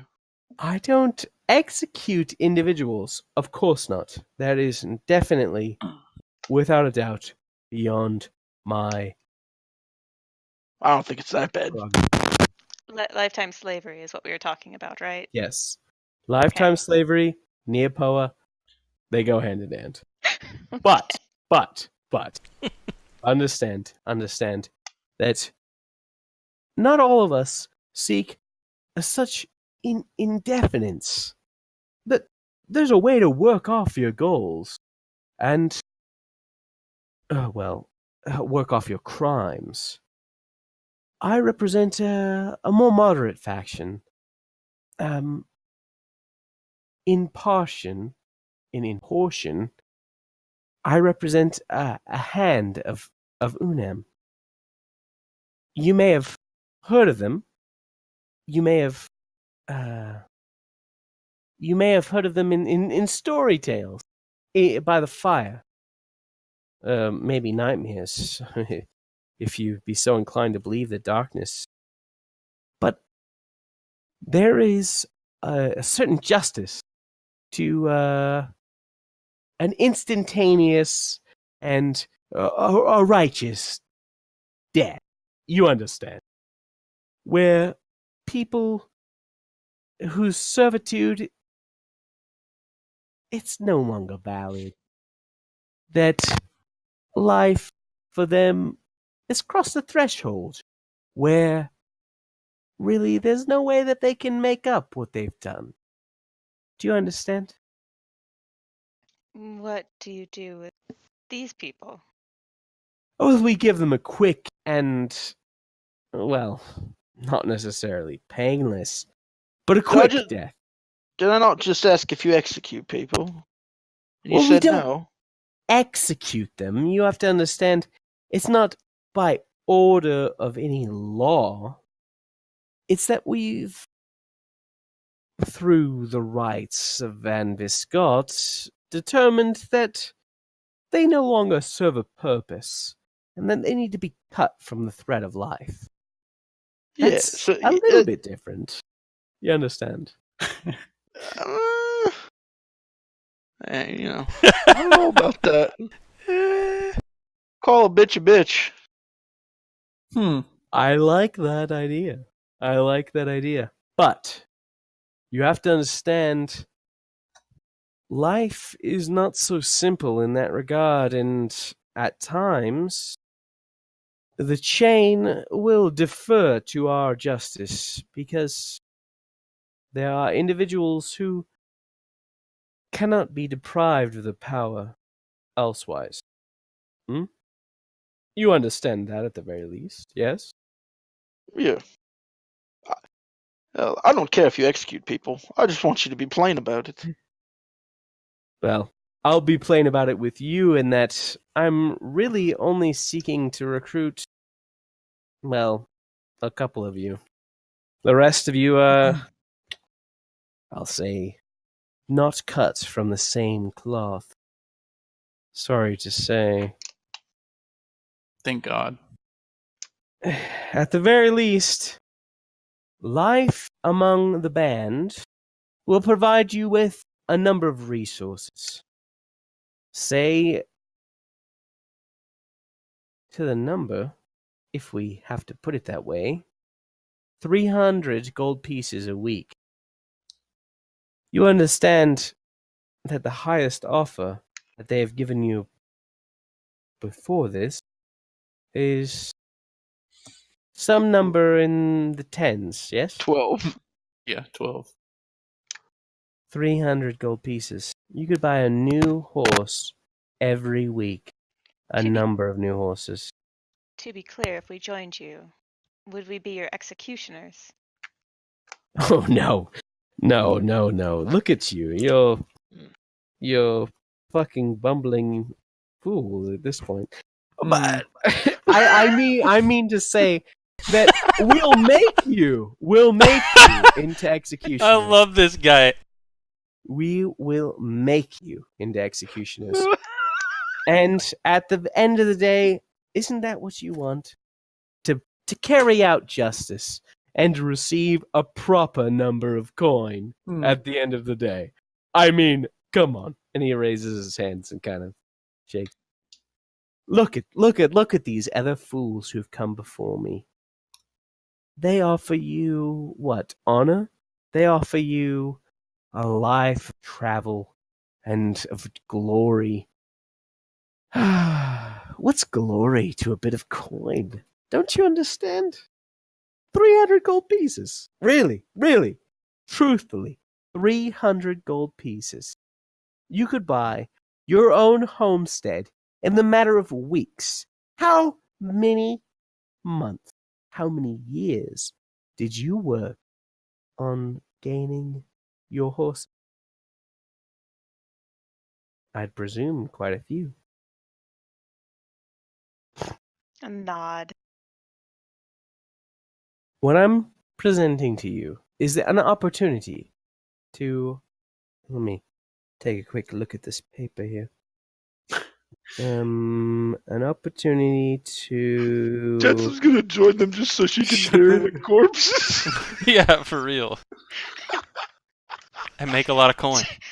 To be honest, he sounds slightly more merciful than the other version where it was life sentence. I'm kind of imprisonment. liking this one more. At least he's a little bit more honest about He it. is- yeah. I had to get I'm it ready out. to swap. But yes, I would have to bury all the bodies. I would still. An opportunity to one. I think his name is Tao. Tao, I was gonna say is we that his name? yet. Who? Which Oh. one? Which one of you? Which one of you is Tao? The Raise bald your one. hand. The bald one. That's You're the you. one who says that. That's you, my good sir. You represent an opportunity That's to us, and quite honestly, an opportunity we cannot afford to miss. So, I'm opening up the stage. I'm opening up this opportunity. Yes, it's a bit grim. Yes, it's not exactly pretty what life you'll live, but at the same time, article. So, I don't. what do you think? What do you think? You know, I'm the not going to gold- stick around here. The I've gold got doesn't better really things to interest do. me. It does. I'm more interested in the power and how strong you'll make me. Oh, we will make you stronger than any other group. I can guarantee it. That's all No I care about. other passion, no other want will. Is he? I want to see if he's will lying exceed. Sure, go ahead. about not only the amount of coin, but if he's gonna make him or anyone strong. Yeah, I could care less about the coin. He is 100% serious. He, without a doubt, means every word that he says. But Okay. he only offers it to Tao. Yep, Yeah. I know. Tells my buddy. So, Gotta have his back. if you so desire, and really, I'm gonna put the pressure on you. I'm gonna put the pressure on you and say that you kind of have to, right? You're a talented individual. You can't pass Whoa. up this opportunity, right? Right? It doesn't Not- seem like it. No, not it sounds doing like I'm taking it. Yeah, Yes. You better definitely not. sounds like. Tao, didn't I'm you already nodding join my- another group? Fuck them. So, let's do this. I will meet with you after this occasion, and he raises his glass and toasts you to the band of 5 from Sanseti, but mostly to Tao. I'll cheers him on that. I'm All right. blasted drunk now at this point anyway. Sipping the milk. Sipping the grape Sipping juice. the brandy milk or the actual milk? Yep, no, it's still brandy milk. I never got through the cup. Okay. I don't care to introduce All anybody those else. curdles. So that's where we'll end. And kind of gestures to the rest of the group. If you have any more questions, feel free to ask. Tao. Wait, there's nobody else? No, there's nobody else. That was That's like it. 8 groups. Or Yeah, 10 Yeah, that's but- all. groups. There's one group that I expected that was not there. So that's What why I group said, did is you- there nobody else? There's nobody else.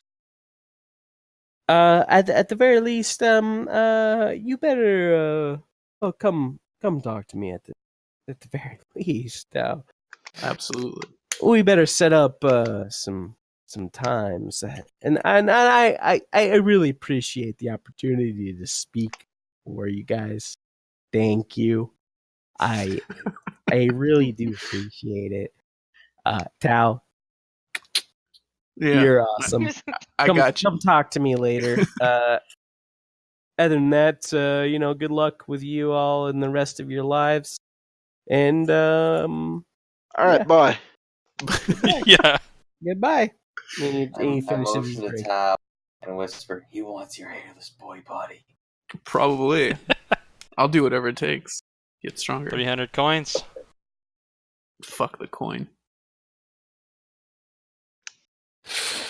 It's a good portion larger than anything that you've ever been offered. That's for damn sure. But at the very least, you guys are given kind of an opportunity where you can almost speak to each other in silence. I mean, you guys are in front of an audience, but Yeah. if you have anything you want to say, you can. Well, I know what I'm doing. Same. It sounds like everybody knows what I'm doing. Pretty good idea. To an uncomfortable level.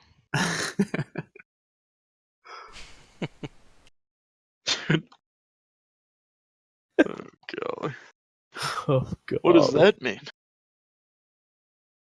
The idea of Tao becoming a hitman for the church does For the bother me a church. little.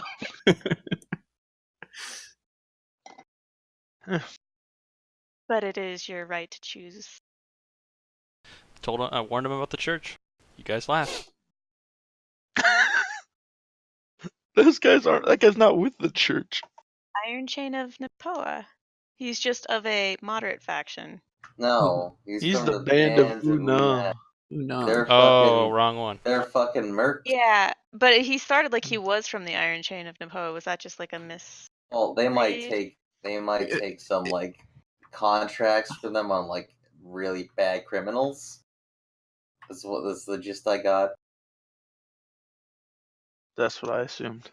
Mhm. Correct. But they fight for money. They claim they're all about justice, but they're doing it for the money. Yeah, like all mercenaries. All right. I mean, I don't say anything else. You don't know what you're doing. Yeah, I know what I'm doing. Bring What is on it? the church. I'm not joining any of these fuckers. What are you gonna do then? He's gonna stay at the end. Travel. He's gonna With not a coin to your name? Kind of take. Yes. I've done it. I've lived that my whole life. That's Well, except My- for the whole time you've been here. But yes, yes. sure. He's The got a majority shitty of my horse. life. I'll be fine. Don't worry about me. That's easier said than Yeah, we've already been there. Is the only church or place that offers like services like that the Chain of Napoa? When you say church and offer services, I mean it's the Church of the Twins, right? Yeah, because I was looking through thinking like the Church of the Twins was basically who I thought was coming, and is that the chain basically? Alfred was the only representative of the church that came, and he didn't speak at your okay. your right. So he only spoke at the first right, which is the right of the first right. And so whatever he said there, you certainly can join them, but he didn't speak to. But I He could, didn't make a pitch. yeah. Alfred, But I could go Alfred, talk to Alfred. Alfred, though. Yes, absolutely. Okay, that would He's there. probably, since I've already spoken to him before. Yep, he's there. Yeah. He's got a mug in his hand, and he's at one of the tables at the forefront. What do you say to him? He's kind of taking a Take drink. my brandy mug over to Alfred. Oh, Misha, what can I do for you? I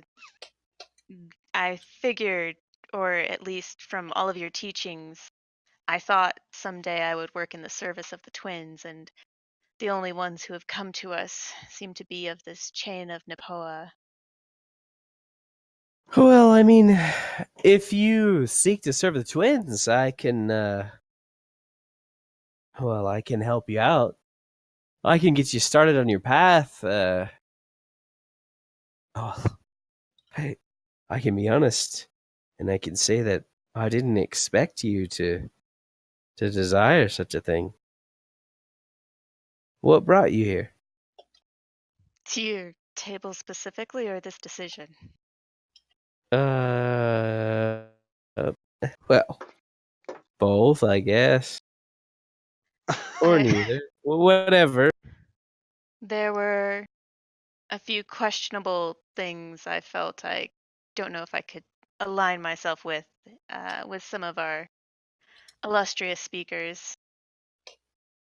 I know beggars can't exactly be choosers, but Well, you're not a beggar. That's really something that you need to understand. Is you are empowered in your own right, and that you can choose whatever fate you desire. I will help you in this, 100%. I am extraordinarily drunk, though, at the moment. And, whew, I could not lead you down the right path at this exact, precise moment. If you're looking to learn about more of the twins, then Unem is the place to be. There is a church there.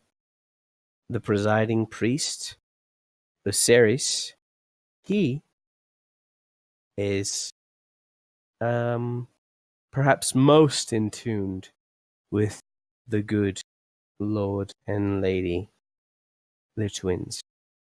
I would head there if you're seeking such knowledge. I'll nod and take a sip of my brandy milk. Finally, like a little. I would also like to approach Alfred.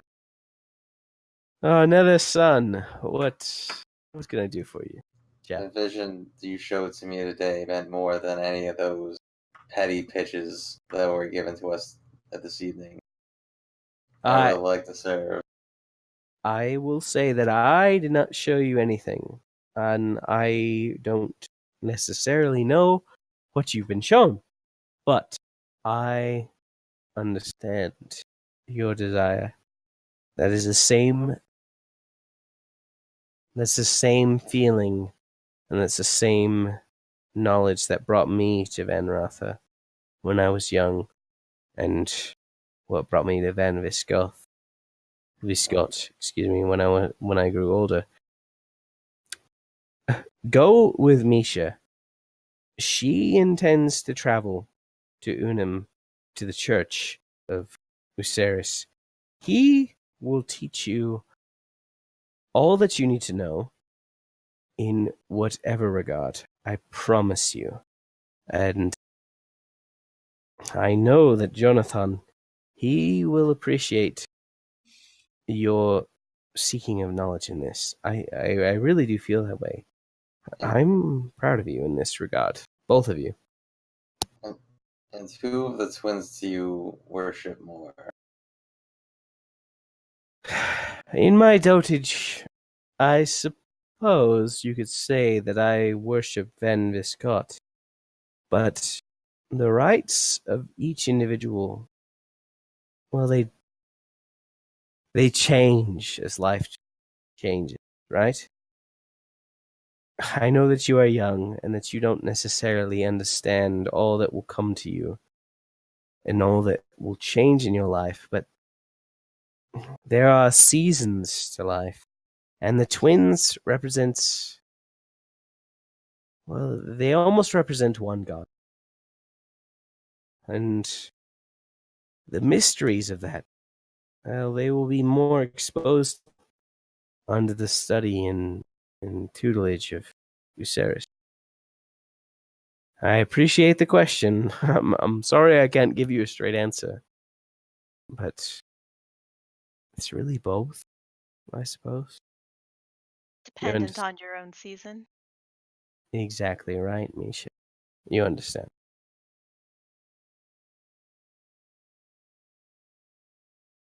All right. Well, I would be very glad to share the road with you. And I want to call you Kirill. But am I calling you Cyril? Or Kirill? Kirill. Kirill. Kirill. Call him K. All right. Mr. K. Every kiss begins with K. Special K. Oh my god. Special K. Perfect, dude. All right. Is there anything else that you would like to do the rest of the party? Yeah, I definitely want to go walk up to the band of Unam. Okay. So you walk up to him. The representative, that is. Mhm. Tao, Tao, Tao. I am glad you have chosen this path. I'm assuming that you've chosen this path. You've walked up to me. What can I do for you? I want to hear more of what you have to propose to me. More? Well, 300 gold pieces, fame, fortune. I don't care about any of that. I just care about the power. The power. You know who leads the band of Venom. I do not. No, you don't. That's Chakuwana. He is the wielder of Razuri, the great spear of the serpent. Have you ever seen the spear? I doubt it. You're just some peasant boy from Sensei. No offense. I mean, come on. None taken. You are who you are. But Chakuana, he's without a doubt the most famous and pristine fighter in all of the land. He is death personified. And I mean that in a good way, right? So that is your leader, right? If he is your goal, then how much more will you, a student of him, grow? Yes? You understand? Of course. I'll do whatever it takes. And you will be rewarded for such actions. I can honestly say I've never met someone who's been so wholeheartedly interested without any reservation. Are you sure that you're just whatever it takes? That's what you are into? Absolutely. Oh, Without a doubt. I love it. I have came here for a reason. You are that reason. And boom, boom, bam. Here you are. I love it. I love it. I love it. I love it. So, please follow me. Say your goodbyes. Do whatever you have to do. But we are going away on the immediacy. You understand? We've got work to do. All right. All right. All right. All right. Oh, yes. Yes. He will be very happy. He will be. He will be. He will be. All right. Yes. Say your goodbyes. Drink your last drink. Well, not your last drink. You're gonna. Oh, God. You're You get a more What drink. have we signed up for? Inside Jack. And I will be here for you. I will be here. I will be here. So go ahead. Go ahead. Absolutely. Thank you. Thank you. Mhm. All right. And he grabs your hand and he shakes it really firmly, just vigorously. I just want to see how far Tom will go with his character. It's a cool character. Is there anything that you would like to do, Tanim and Haldir?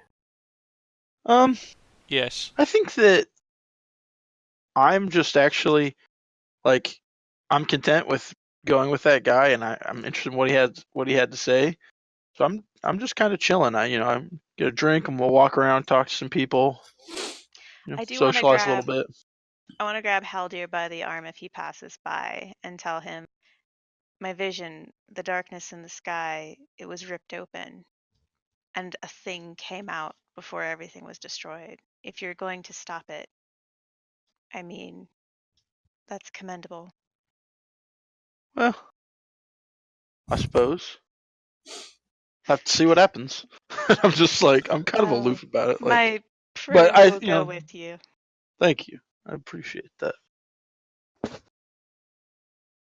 But I'm gonna flirt with Anna. Absolutely. I Go love ahead it. and roll a persuasion. What's or not persuasion? performance, Performance, charisma. What's the fucking? All They're three. both Yeah. they're both charisma mod. You could do a Well, I mean, charisma it check. depends on. I guess it Depends on what you're his trying to proficiency. do. Performance. Yes. Sleight of hand. No.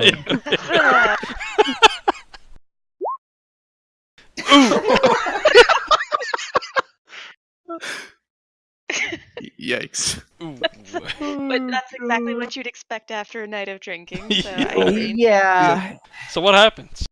We've heard tale of the whiskey dick. Yeah, right. You just fails. As you have, got no and game. so it appears to you.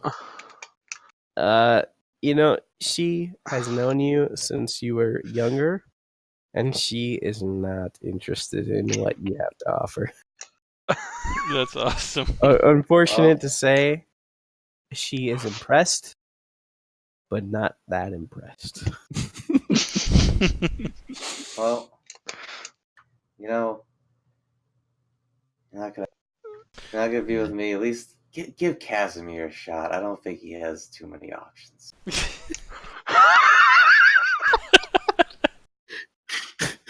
I'll Oh my consider it. God. I'll consider it. All right. I would like to look around the room and see if there are. Yeah, it's just check and see how everything's going. See if I see any interesting characters that didn't come up to us or anything like that. How many people are in here, by the way, in this tavern when we were in here? Like a shitload? Are there people outside? Probably about 100, you would Okay, say. so we're really packed in. Or maybe a little bit less than 100, but yes, it is very packed. And you can't take the time to look at every face and really understand who's there. But there is I wanted somebody to see if there's of anyone prominence.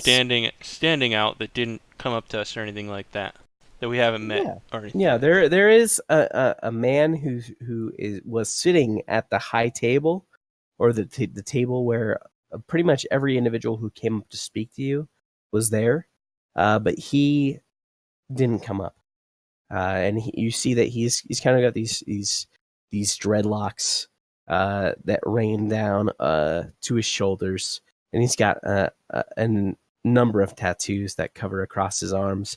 But he's wearing a nice tunic and nice trousers. I don't know what else you would call them. But he seems to be well dressed, but he never came up to speak. Yeah, I want to talk to that guy. Okay. So you come up to him with a drink, and he's sitting there without really acknowledging you. He continues to sip at his drink and eat at his food. What do you say? Well, you look a little out of place for someone who didn't come and talk to us. Yes, I didn't find what I was looking for. Unfortunate, to say the least. But And what were you looking it for? is the way it goes. I was looking for somebody who was, well, beyond the measure of society. Someone who is unbound. I'm sorry to say, I just didn't see it among you. I see. Do you get a lot of people who fall under your requirements, or do you have a lot of missed opportunities? You waste a lot of time coming to these kinds of things, only to find nobody? I could say that I waste a lot of time, yes. I come to many of these things from many towns, and most of the time I find nobody of interest, like I've done today. What sort of person suits your interests? What kind of work do you do? It takes a bit of... I don't want to come across as edgy or... You gotta be fucking He kidding. says edgy. I don't want to come across as edgy or obtuse, but it takes somebody who acknowledges that the way things are done now is not quite enough. Not quite right. Need of a change. Yeah. I did not find that among your people, or among you. Unless you have some reason to prove it otherwise, I truthfully seek to go about on my way.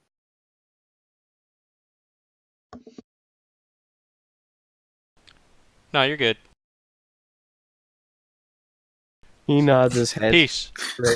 raises his drink to you, and he says, all right. I like you, friend.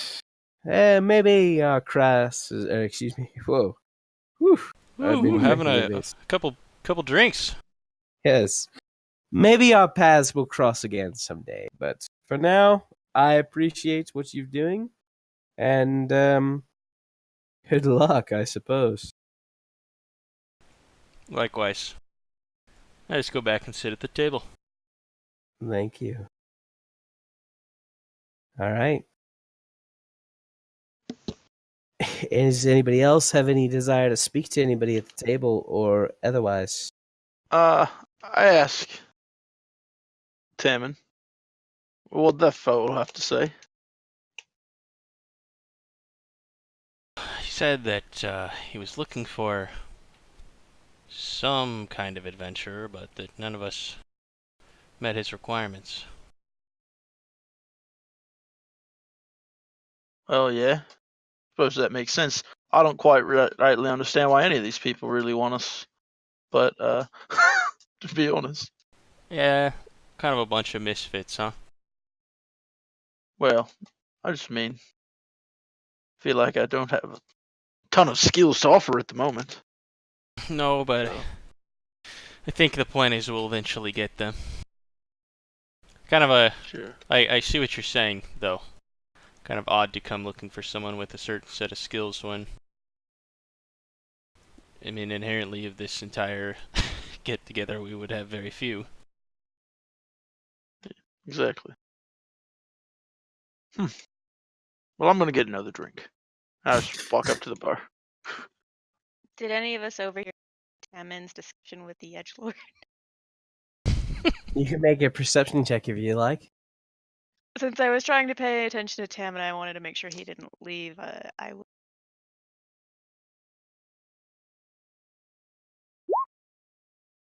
You can perceive that he spoke with him, but nothing more. I'll, seeing Tammin go back to the table, I'll ask him, did you find what you were looking for? Almost. It's not exactly a day for almost.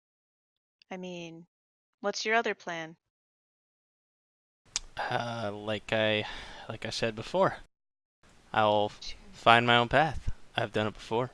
Can do it again.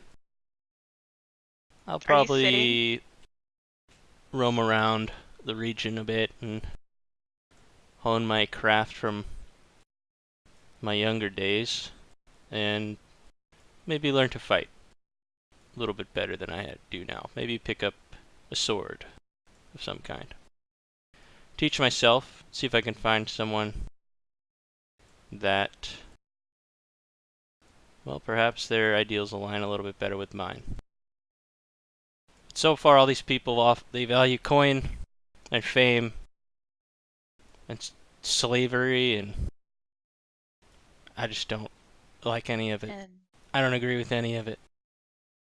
how did his values not align? Honestly, guy seemed like a bit of a prick. This will be one of the few times when Mishka actually smiles and says, well, yeah, masters usually are. That's the point. Yeah, I know. Sometimes. I just don't need to prove myself to anyone else.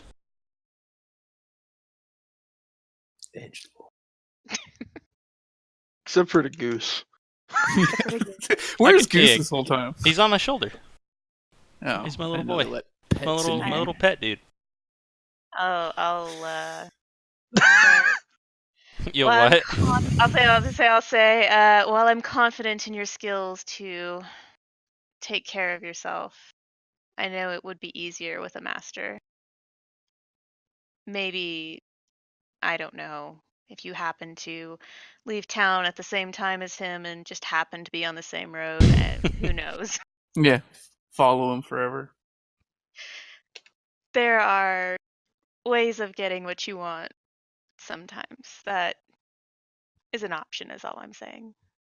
Potentially, yes. I hear you. And besides, now your legs are strong anyways, right? And I'll say as I kick your leg away. This time I don't fall over. Yeah, Exactly. I like it. I just give a little grin. Well, we said that our paths might cross again. Perhaps sooner, perhaps later. Who knows?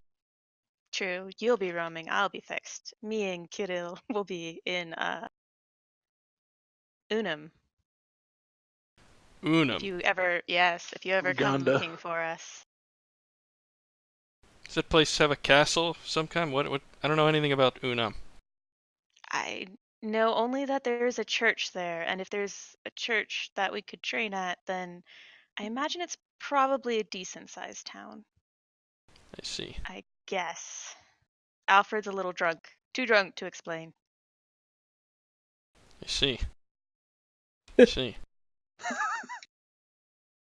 He hit Is it the Alfred, he hit the Yeah. he was hitting the water skin, the quote unquote water skin a little hard earlier.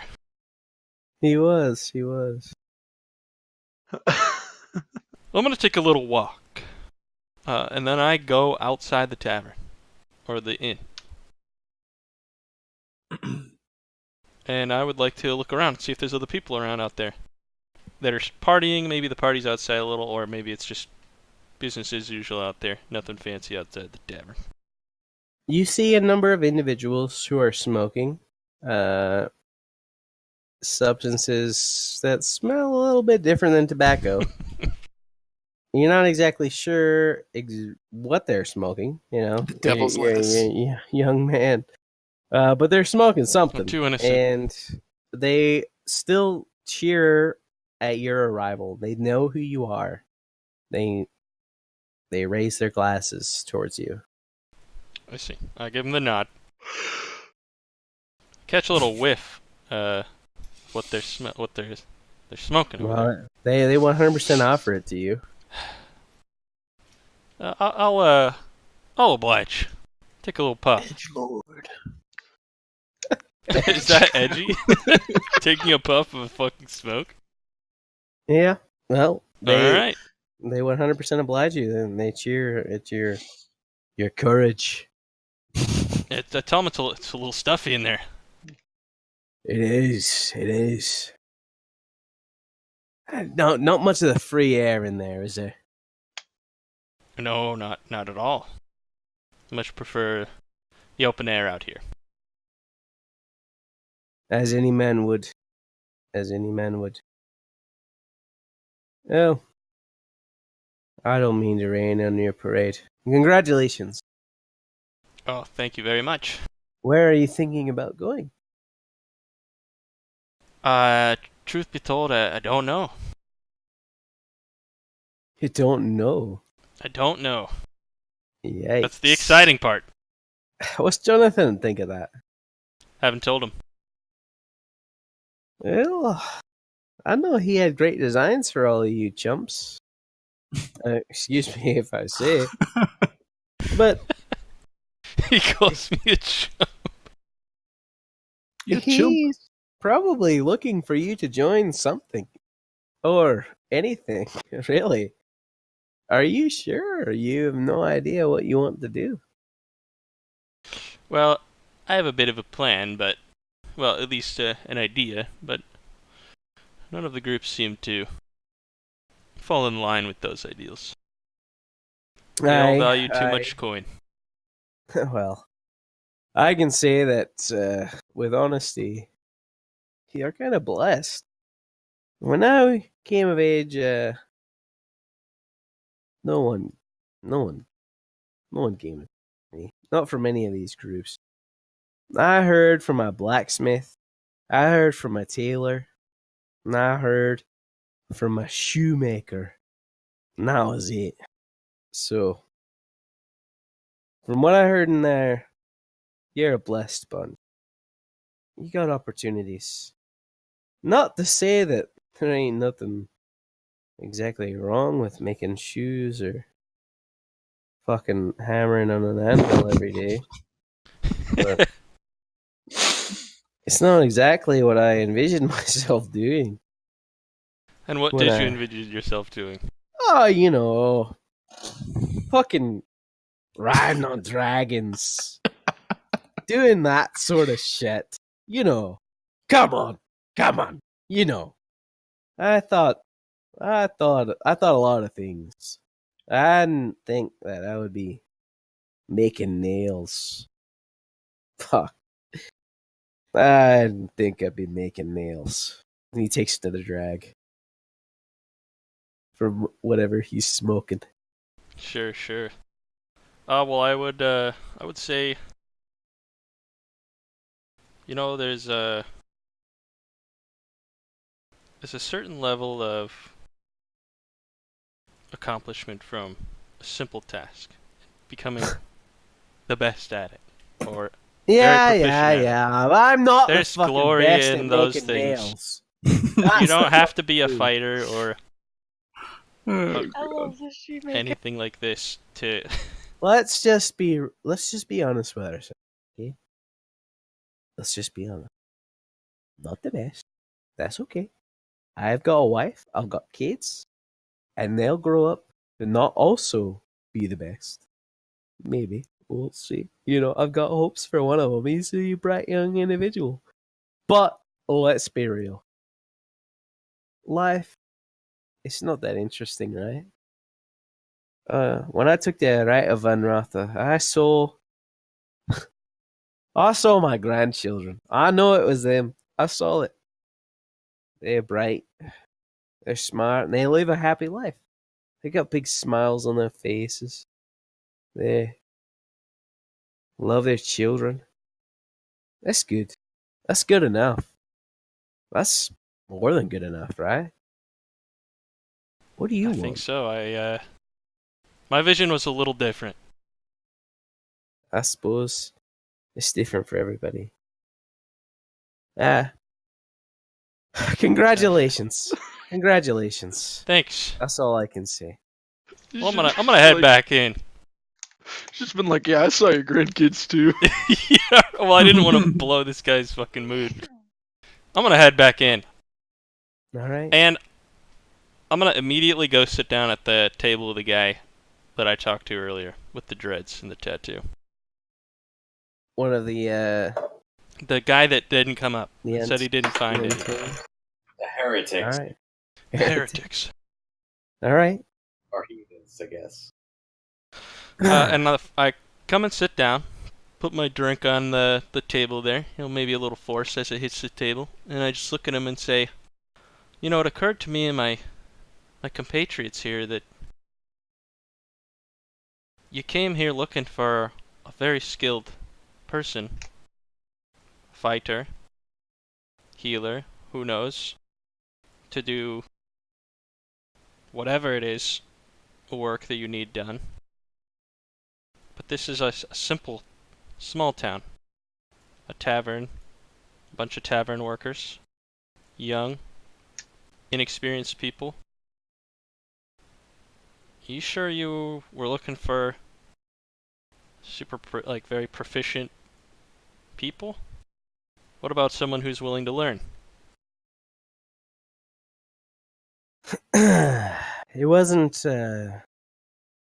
proficiency that I was looking for. It was mindset. And if you're honestly looking to go against the grain, I can't promise you coin. I can't promise you much. But I can help you learn your skills. If that's what you're looking for, I'll help you. Well, I don't value coin very much. I grew up without it. Never had much need of it. I do value information and skills that I'm looking to hone. I don't have them yet, but I am looking to acquire some. Aye. Alright.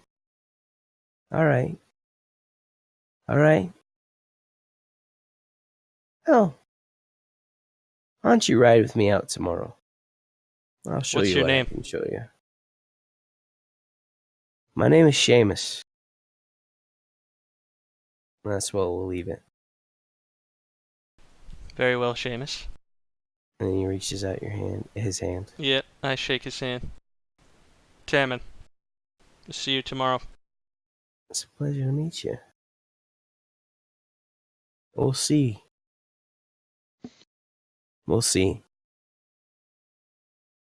Is there anything else you guys would like to do besides Stammen? No, all good. I think I'm good. All right. Just So- cruise around.